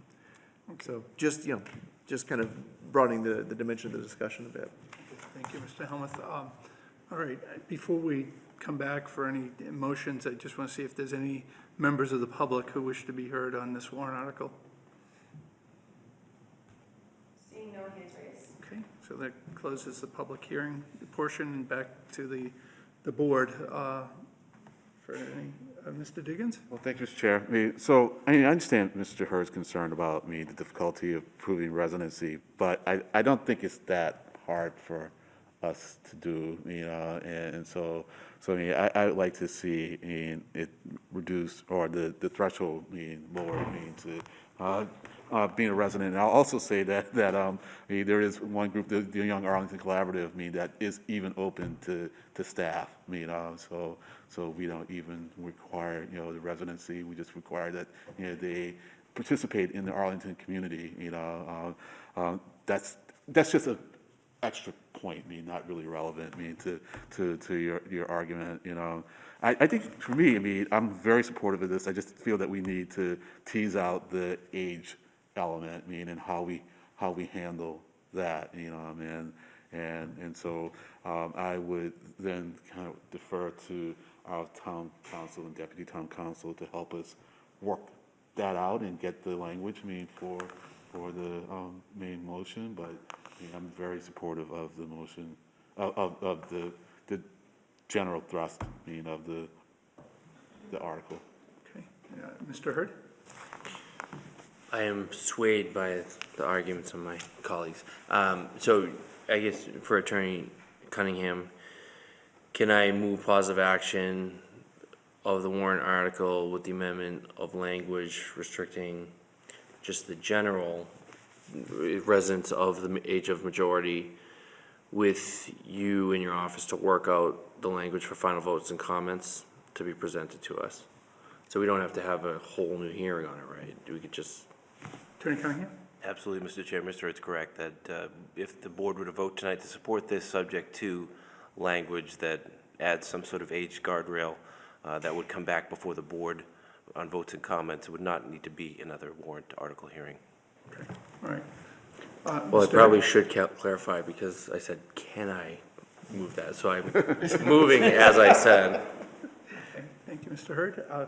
Mr. Diggins? I'll second that, Mr. Chair. Okay, and the motion's been made and seconded. Any further comments? Okay, so on a motion, and again, this will be subject to final votes, to amend, and it would be section, let's see, Title I, Article 1, Section 9B4, to remove registered voters and make it residents or something of majority, or 18 years or older. And then, okay. So with that, all in favor, say aye. Aye. Right, it's a unanimous vote. Thank you, Mr. Solomon. Yeah, and I would just say, actually, before you leave, I know this is, you are opening to all residents. I do think this is still a good thing to go back for us as a town and check every committee, because there's one that comes to mind next year that should allow for below age 18. That's the Commission on Arts and Culture that we would probably look to change next year. And it really gets us focused on each committee and what they're trying to do. So thank you for bringing this before us tonight. Okay. Next is Article 12, Article 12 we just heard. Article 13, Home Rule legislation to designate the Arlington Redevelopment Board as the Town of Arlington Board of Survey, and Suarez is here tonight from the Planning Department. As this is a home rule amendment, I will turn to Mr. Helmuth. Recusal jail is calling me. But so just so I know that we'll take additional home rules after this, right? That's all that's left in the warrant articles? And then final votes and comments. All right, so Yeah, thank you. Okay. So per my prior comments, I will recuse for the home rule petitions. Okay, great. Good evening, Ms. Flowers.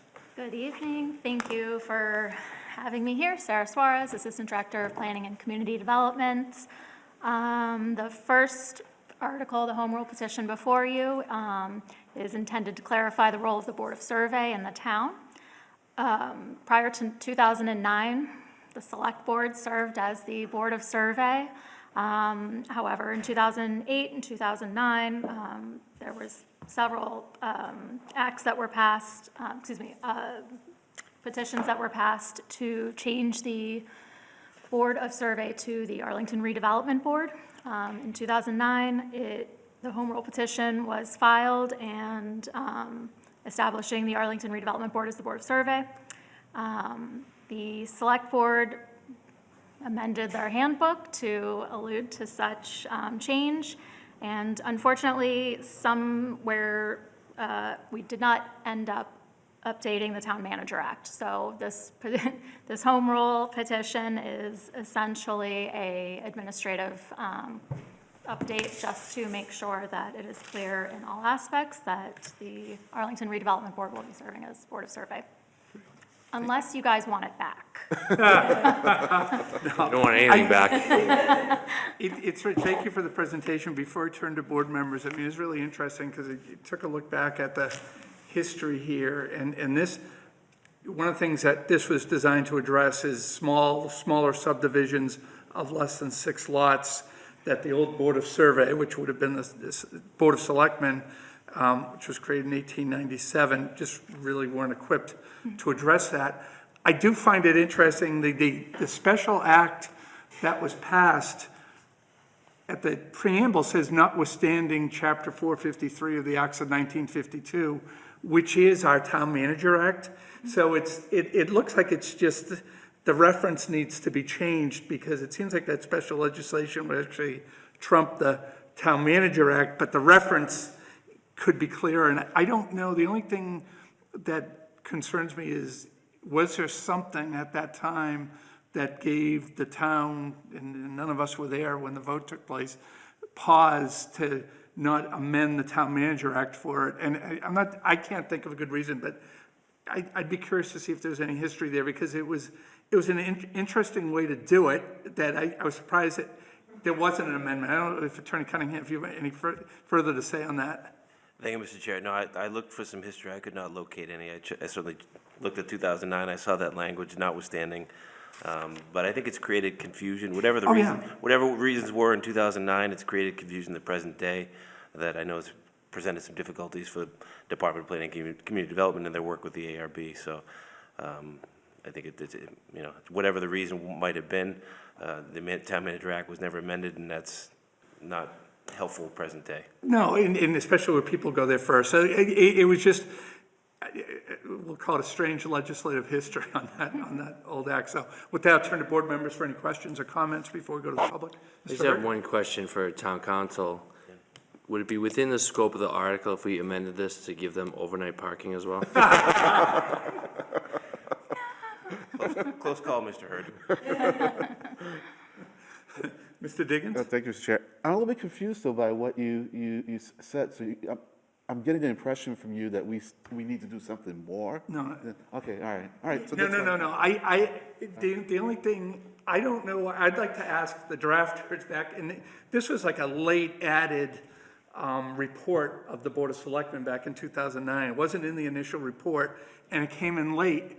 And just, I had a little too much spare time on my hands, but I was looking at it saying, why would you do that? Because you make this amendment, and it's state law, the subdivision law, or I think it's Chapter 41, and you have to designate a board to do it, and the redevelopment board is the appropriate board. But I don't know why there wasn't a second step at that time to say, not only are we going to create the special act, but we're going to amend the Town Manager Act. Maybe it's just oversight, but I know the Land Trust had engaged counsel to help with that process, and that was the recommended course of action. And it makes perfect sense to me to remove the reference, because no one's going to look for the special act, but they're going to look at the Town Manager Act for those designations. So, and maybe it's just someone didn't know, just didn't look, and change the word, but Board of Survey shows up 7 or 8 times in the Town Manager Act, and none of it is consistent with what happened in 2009. Well, then, if we don't need to do anything more, I'll move favorable action. Okay, yeah, we'll Oh, hold off actually, on we that. need to do the hearing, I'm yeah. not anticipating a lot of people want to be heard on this, but we just want to check. Okay, so that closes the public hearing. Yeah, sorry about that. Mr. Diggins? I'll move favorable action. I'll second, and we'll have to check with some of those negligent board members from 2009, Yeah, you're right. see what happened. Okay, so on a motion for favorable action by Mr. Diggins, seconded by Mr. Hurd, all in favor, say aye. Aye. Aye. All right, thank you for coming this evening. Thank you. Welcome back. Yeah. Article 14, I'm looking up, are you still here? Article 14, Home Rule Legislation, Real Estate Transfer, and similar to Article 17 with the Rodena side, the legislative session ran out, and so we have to start all over again. With that, I'll turn it over to you, Ms. Suarez. Thank you very much. Sarah Suarez, Assistant Director of Planning and Community Development. This article is a request for the refiling of home rule legislation that was originally filed in the state legislature in 2023. It was filed pursuant to the 2021 annual town meeting's passage of Article 25. The aim of the legislation was to secure steady, independent sources of revenue to assist with the Arlington Affordable Housing Trust Fund in their support for providing affordable housing throughout Arlington. As was stressed back in 2021, the proposal for a real estate transfer fee would be contingent upon, number 1, town meeting approval, number 2, a successful special act in the legislation, and number 3, a positive local ballot question vote to establish a fee. If all of those approvals are gained, the town would assess a fee between 0.05 and 2% of the total purchase and sale price of real estate in Arlington to benefit the specific and limited purpose of supporting affordable housing trust projects. This board would be charged with recommending to town meeting for a vote or bylaw the minimum sale price for triggering application of the transfer fee, and apportioning responsibility for the fee and setting the rate itself for all transactions. But many common transfers could be exempt. For example, a transfer of property between immediate family members where little or no financial consideration is involved could be exempt. The proposed home rule legislation was supported by the 2021 Select Board by a 5-0 vote. Article 25 was amended at town meeting, but then approved by a vote of 187 to 50. The home rule legislation was filed by Representatives Garbely and Senator Friedman. Unfortunately, it did not pass step number 2, which was the legislative session. So we are back again to request a refile of the article before you. The funds that would be taxed and received by the town would go directly into the Affordable Housing Trust Fund, which would be used for the preservation and creation of additional affordable housing units within the community. Great, thank you very much. Any questions or comments from board members? Okay, Attorney Cunningham? Just a point of clarification, the amendment that Ms. Suarez mentioned, that was an amendment offered by Gordon Jameson back in 2021. So the final language that was approved by town meeting and sent to the legislature was the amended language. That is now, that's the language that's before this board again tonight. Okay, thank you, Attorney Cunningham. All right, are there any members of the public who wish to be heard on this warrant article? Okay, there are none. I'll turn to the board. Move positive action. I'll second it, and I'll just add that this is one case where it'll be really good to have a whole lot of communities doing the same, but showing how they would implement the real estate transfer fee differently. I know that there's statewide legislation proposed that would give that flexibility. This is in its at least third attempt. Last year, it looked hopeful for a little bit when the governor did her housing bond bill. And it had the real estate transfer fee in it. It didn't have the flexibility for communities, different communities. As the enabling legislation that has been proposed would have had. But there are definitely forces aligned against it, but, I think we do this repeatedly, and we try to get more communities doing it so that there's more and more support across the state, and so that the legislators who want to pass this aren't so necessarily afraid of the forces that are aligned against it. So that's it. Thank you, Mr. Chair. Thank you, A strong Mr. second. Okay, thank you, Mr. Diggins. So a motion for positive action by Mr. Hurd, seconded by Mr. Diggins. All in favor, say aye. Aye. Great, thank you very much. Thank you very much.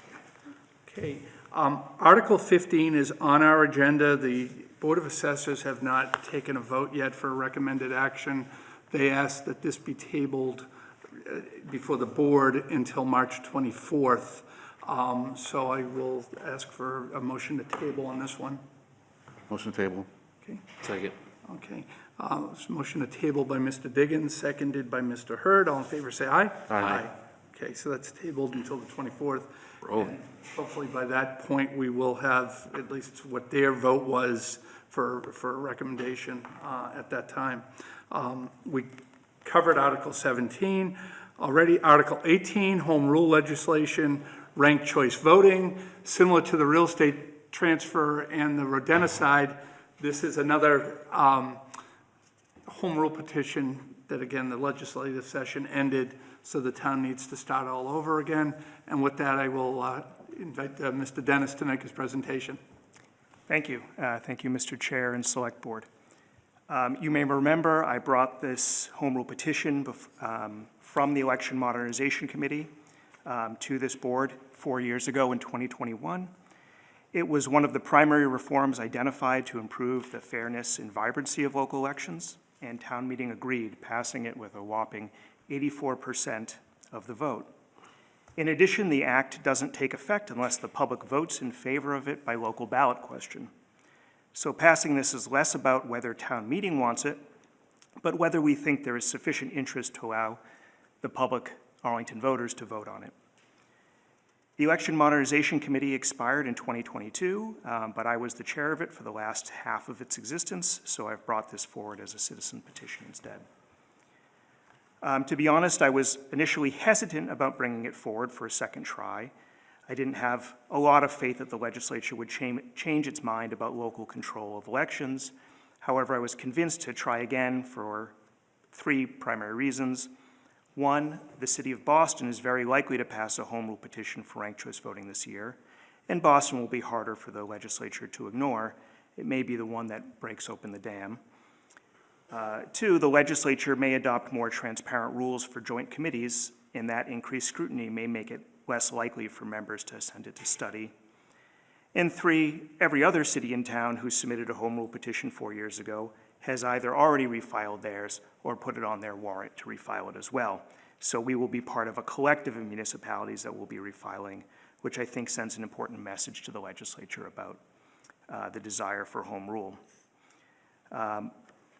We are nominally supposed to be a home rule state, but unfortunately we don't act like one as much as we should. I haven't made any substantive changes from the legislation you saw 4 years ago. I did clarify some of the language and adopted a few best practices and some of the minor details. And that's it. Thank you, Mr. Dennis. I'll turn to board members for comments or questions. I don't know if we're gonna get a presentation about Snickers bars and Mars bars again. If you really want one. No, I'm happy to support it again. Mr. Diggins? Yeah, I'm happy to support it too, although I'll say the argument that we aren't going to push for the proportional ranked choice voting because it's too complicated. It's like, I'm not even, I moved here, and I'm still a little offended by that. It's like, if Cambridge can handle it, we can handle it. But no, I'm fully supportive of this, and the reasons that you give me, I agree with those, and it just really, it excites me. It's just like, I kind of like, I'd like to live in a place where I could do ranked choice voting because I hate to admit it, but there's just a part of me that shuts down, when I've made my decision, when it's kind of one or the other. But if I had to rank everyone, and I love ranking, I just pay attention to everything, and so yeah, I think just from that point of view, I am very supportive, but also as one of the reasons that you listed is that it does encourage, in my opinion, I think it encourages people to get out there and put themselves up, for running for office, and the last is that I think you get some good information out of it too from the ranking, because for me I think it can be more informative who came in second and third, based on what their platforms are, and they can give you some insights, as to what people really want, so for that, which is probably longer than what you said, I support it, And thank you, Mr. Diggins. I'll just give a couple of comments before we open it up to public presentation. This isn't going to be hard, trying to convince my fellow board members, but a few years ago, the vote was 4-1. I voted in the negative at that time. I made it clear at the time that I support ranked choice voting for a single seat election. The multi-seat, I still had difficulties with that. So I likely will not be supporting it, but again, it's not a hard, no, I respect the work that Mr. Dennis has done. And I will say, on the going forward, if this is successful, the proportional probably is the way to go down the road, because there is a strong argument that the way the votes are reallocated, that second seat, which is always a concern of mine, like in a 2 or 3 seat election, not being able to reuse or have your second vote count. But that's about as much as I want to say on that. See if any members of the public wish to be heard. Seeing no hands raised. Okay, so we'll go back to motions. Move positive action. Second. Okay, so a motion for positive action by Mr. Hurd, seconded by Mr. Diggins. All those in favor? Yes. Aye. Okay, and opposed? Nay. Okay, so 2-1 vote, and appreciate the presentation, and we will see you at town meeting. Thank you. Okay, Article 19, Home Rule Legislation, William Polari. Come on up. Good evening. Sorry you were the last one tonight. But this is our request for the age requirement for the taking the firefighter exam. Is that right? Correct, yeah. Okay, yeah, if you could just tell us a little bit about yourself and why you're asking us to go forward with this. Yeah, my name is William Polari. I'm 33 years old. I've lived in Arlington my entire life. I love this town. I love the people of this town, and I want to give back to it. I thought the best way possible for me would be in the fire department. I'm a licensed plumber and gas fitter, so I have a little bit of knowledge with, gas leaks, combustion, flue gases, the carbon monoxides, chimneys, fireplaces, stuff of that nature. I have a lot of friends on the fire department too, so I'd fit in very well there. Great. Okay, no, thank you. Any questions or comments from board members? Any members of the public that wish to be heard on this? No, seeing no hands raised. Okay, turn to the board. Mr. Hurd. Thank you for you willing to step up and serve on the Arlington Fire Department. Happy to support this. So I'll move positive action. Thank you, Mr. Hurd. Mr. Diggins? I'll second that. You look like you could pull a fire truck too, so that's important. So. And I will happily support it as well. So All right. on a, I'm Mr. going to Hurd? amend my motion to make it conditional that you are not allowed to be on the fire. No, just kidding. The town needs a victory at some point. So a motion for favorable action by Mr. Hurd, seconded by Mr. Diggins. All in favor, say aye. Aye. Okay, best of luck. Thank you very much, Thank you. guys. Have a great evening. You too. Okay. I was going to say, if you see a guy out there, send him back in.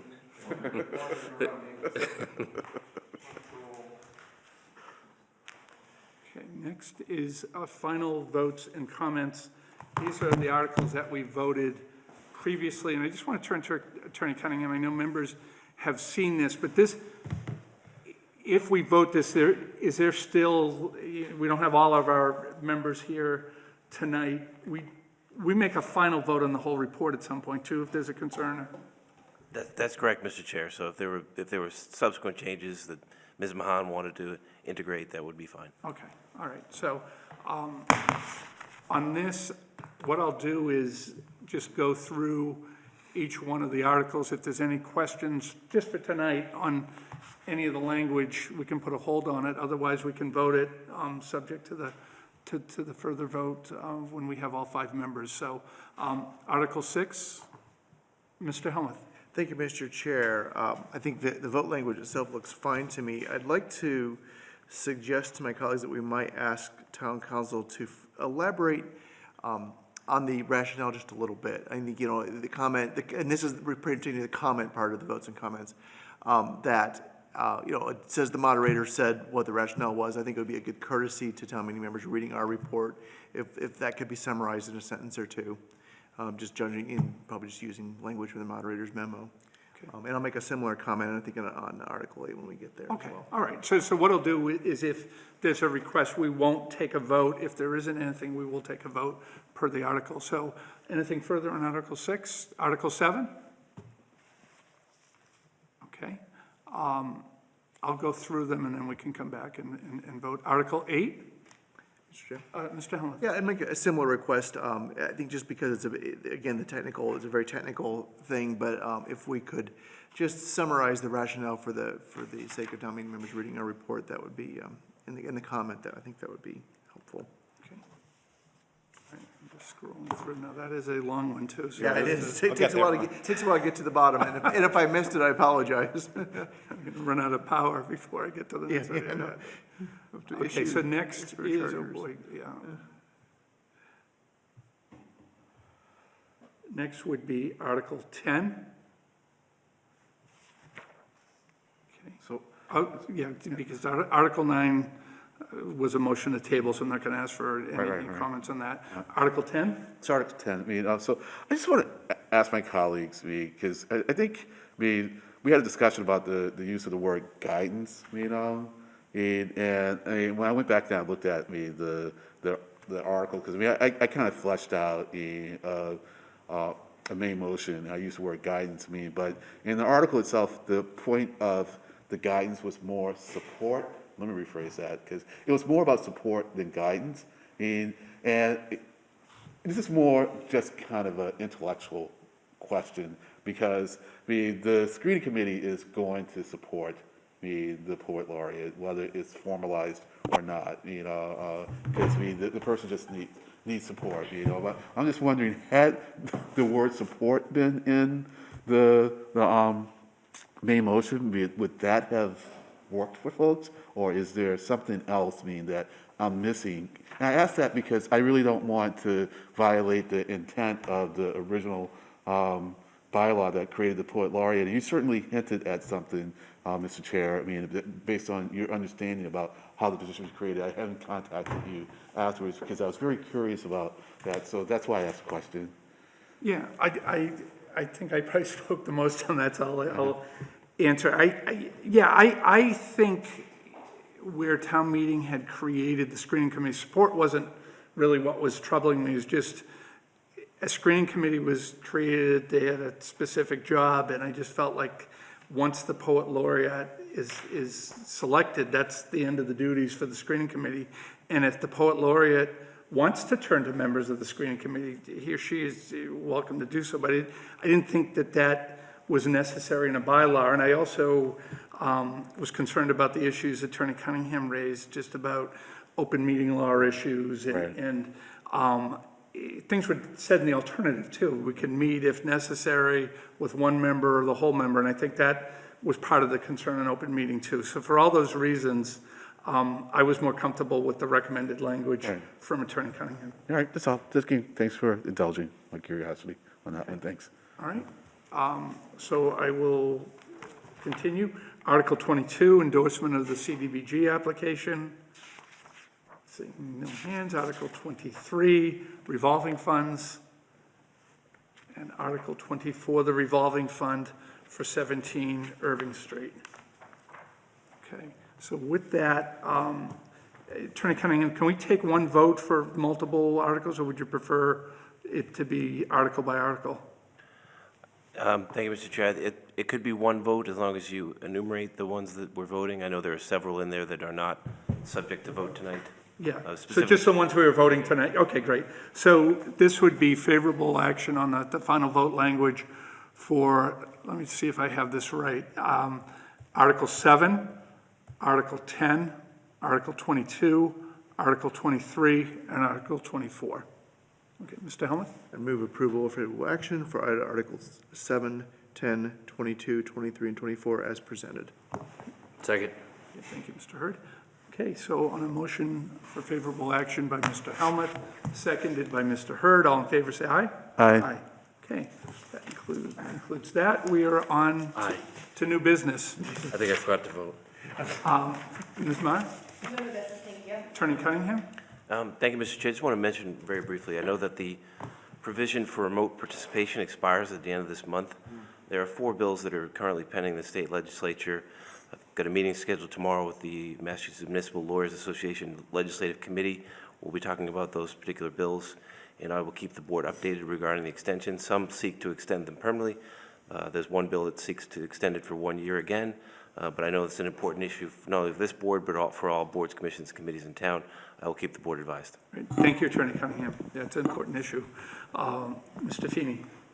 Thank you, Mr. Chair. Thank you, Mr. Cunningham. I will note on the town's behalf, I have signed on to a letter that will be coming from the Metropolitan Area Planning Council that has been signed on to by a number of municipalities, encouraging the legislature to take action on some of these bills that will satisfy the fact that the expiration is really quickly approaching. And secondly, I just want to congratulate, we've just appointed 4 new police officers who have started the academy. They are Edward Hassler, John Kelly, Ryan Duarte, and Casey Battles. So we wish them luck during the academy up in Haverhill. Great. Thank you, Mr. Feeney. Mr. Diggins? Thank you, Mr. Chair. So I'm requesting on agenda later this month, certainly before March 31st, that we resolve how we're going to deal with overnight parking, even though the pilot runs until the end of June. I talked with the town manager talked with me, and we feel that it'd be good for us to reach a conclusion by the end of March, so that we can plan appropriately. So I will gather the data and present to you all, and then we can hopefully make a decision at the end of the month.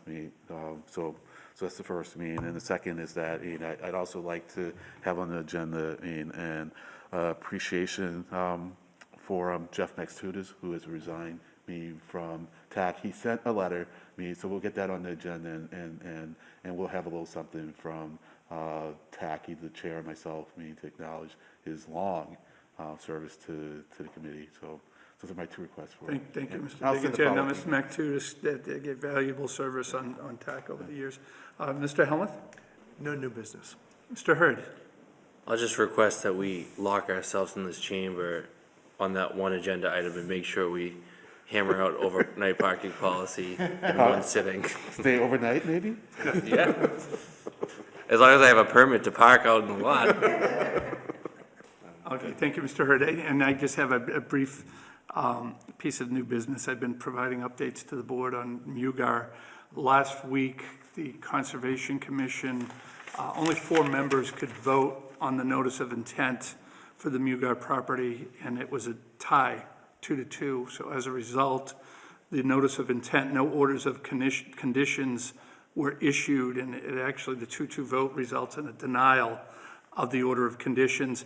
The applicant can now go to the Mass Department of Environmental Protection for what's known as a superseding order of conditions. But given our position where this wasn't issued, that's good news. It wasn't an affirmative vote where it's going to result in findings or anything like that. It's just basically going to require the applicant to go further. But I will say that there were some things that came out of that hearing that have relevance on the comprehensive permit, and I will be looking to sit down with Mr. Feeney just to discuss different staff issues on the comprehensive permit. And again, they have to get through this period through DEP, and they may not do it, the applicant, but there are some things that are related to environmental conditions that came out of the Conservation Commission hearing that have to be satisfied before a building permit is issued, and it requires some staff review, so it's not ZBA necessarily, it could even be staff in the planning department. So I'd like to talk to Mr. Feeney about that, just to get an understanding of what the staff time is. But it was, that notice of intent process started in September of 2023. The Land Trust had hired hydrology experts who were outstanding, that raised legitimate questions to satisfy at least 2 members of the Conservation Commission. So I view that as really good news in terms of, for those of us, and this board included, that does not want to see development given the environmental issues down there. That is good news for now, and I will keep the board posted about any further action the applicant may take. So with that, I will look for a motion to adjourn. So moved. Second? Okay, so a motion to adjourn made by Mr. Hurd, seconded by Mr. Diggins. All in favor, say aye. Aye. Meeting is adjourned.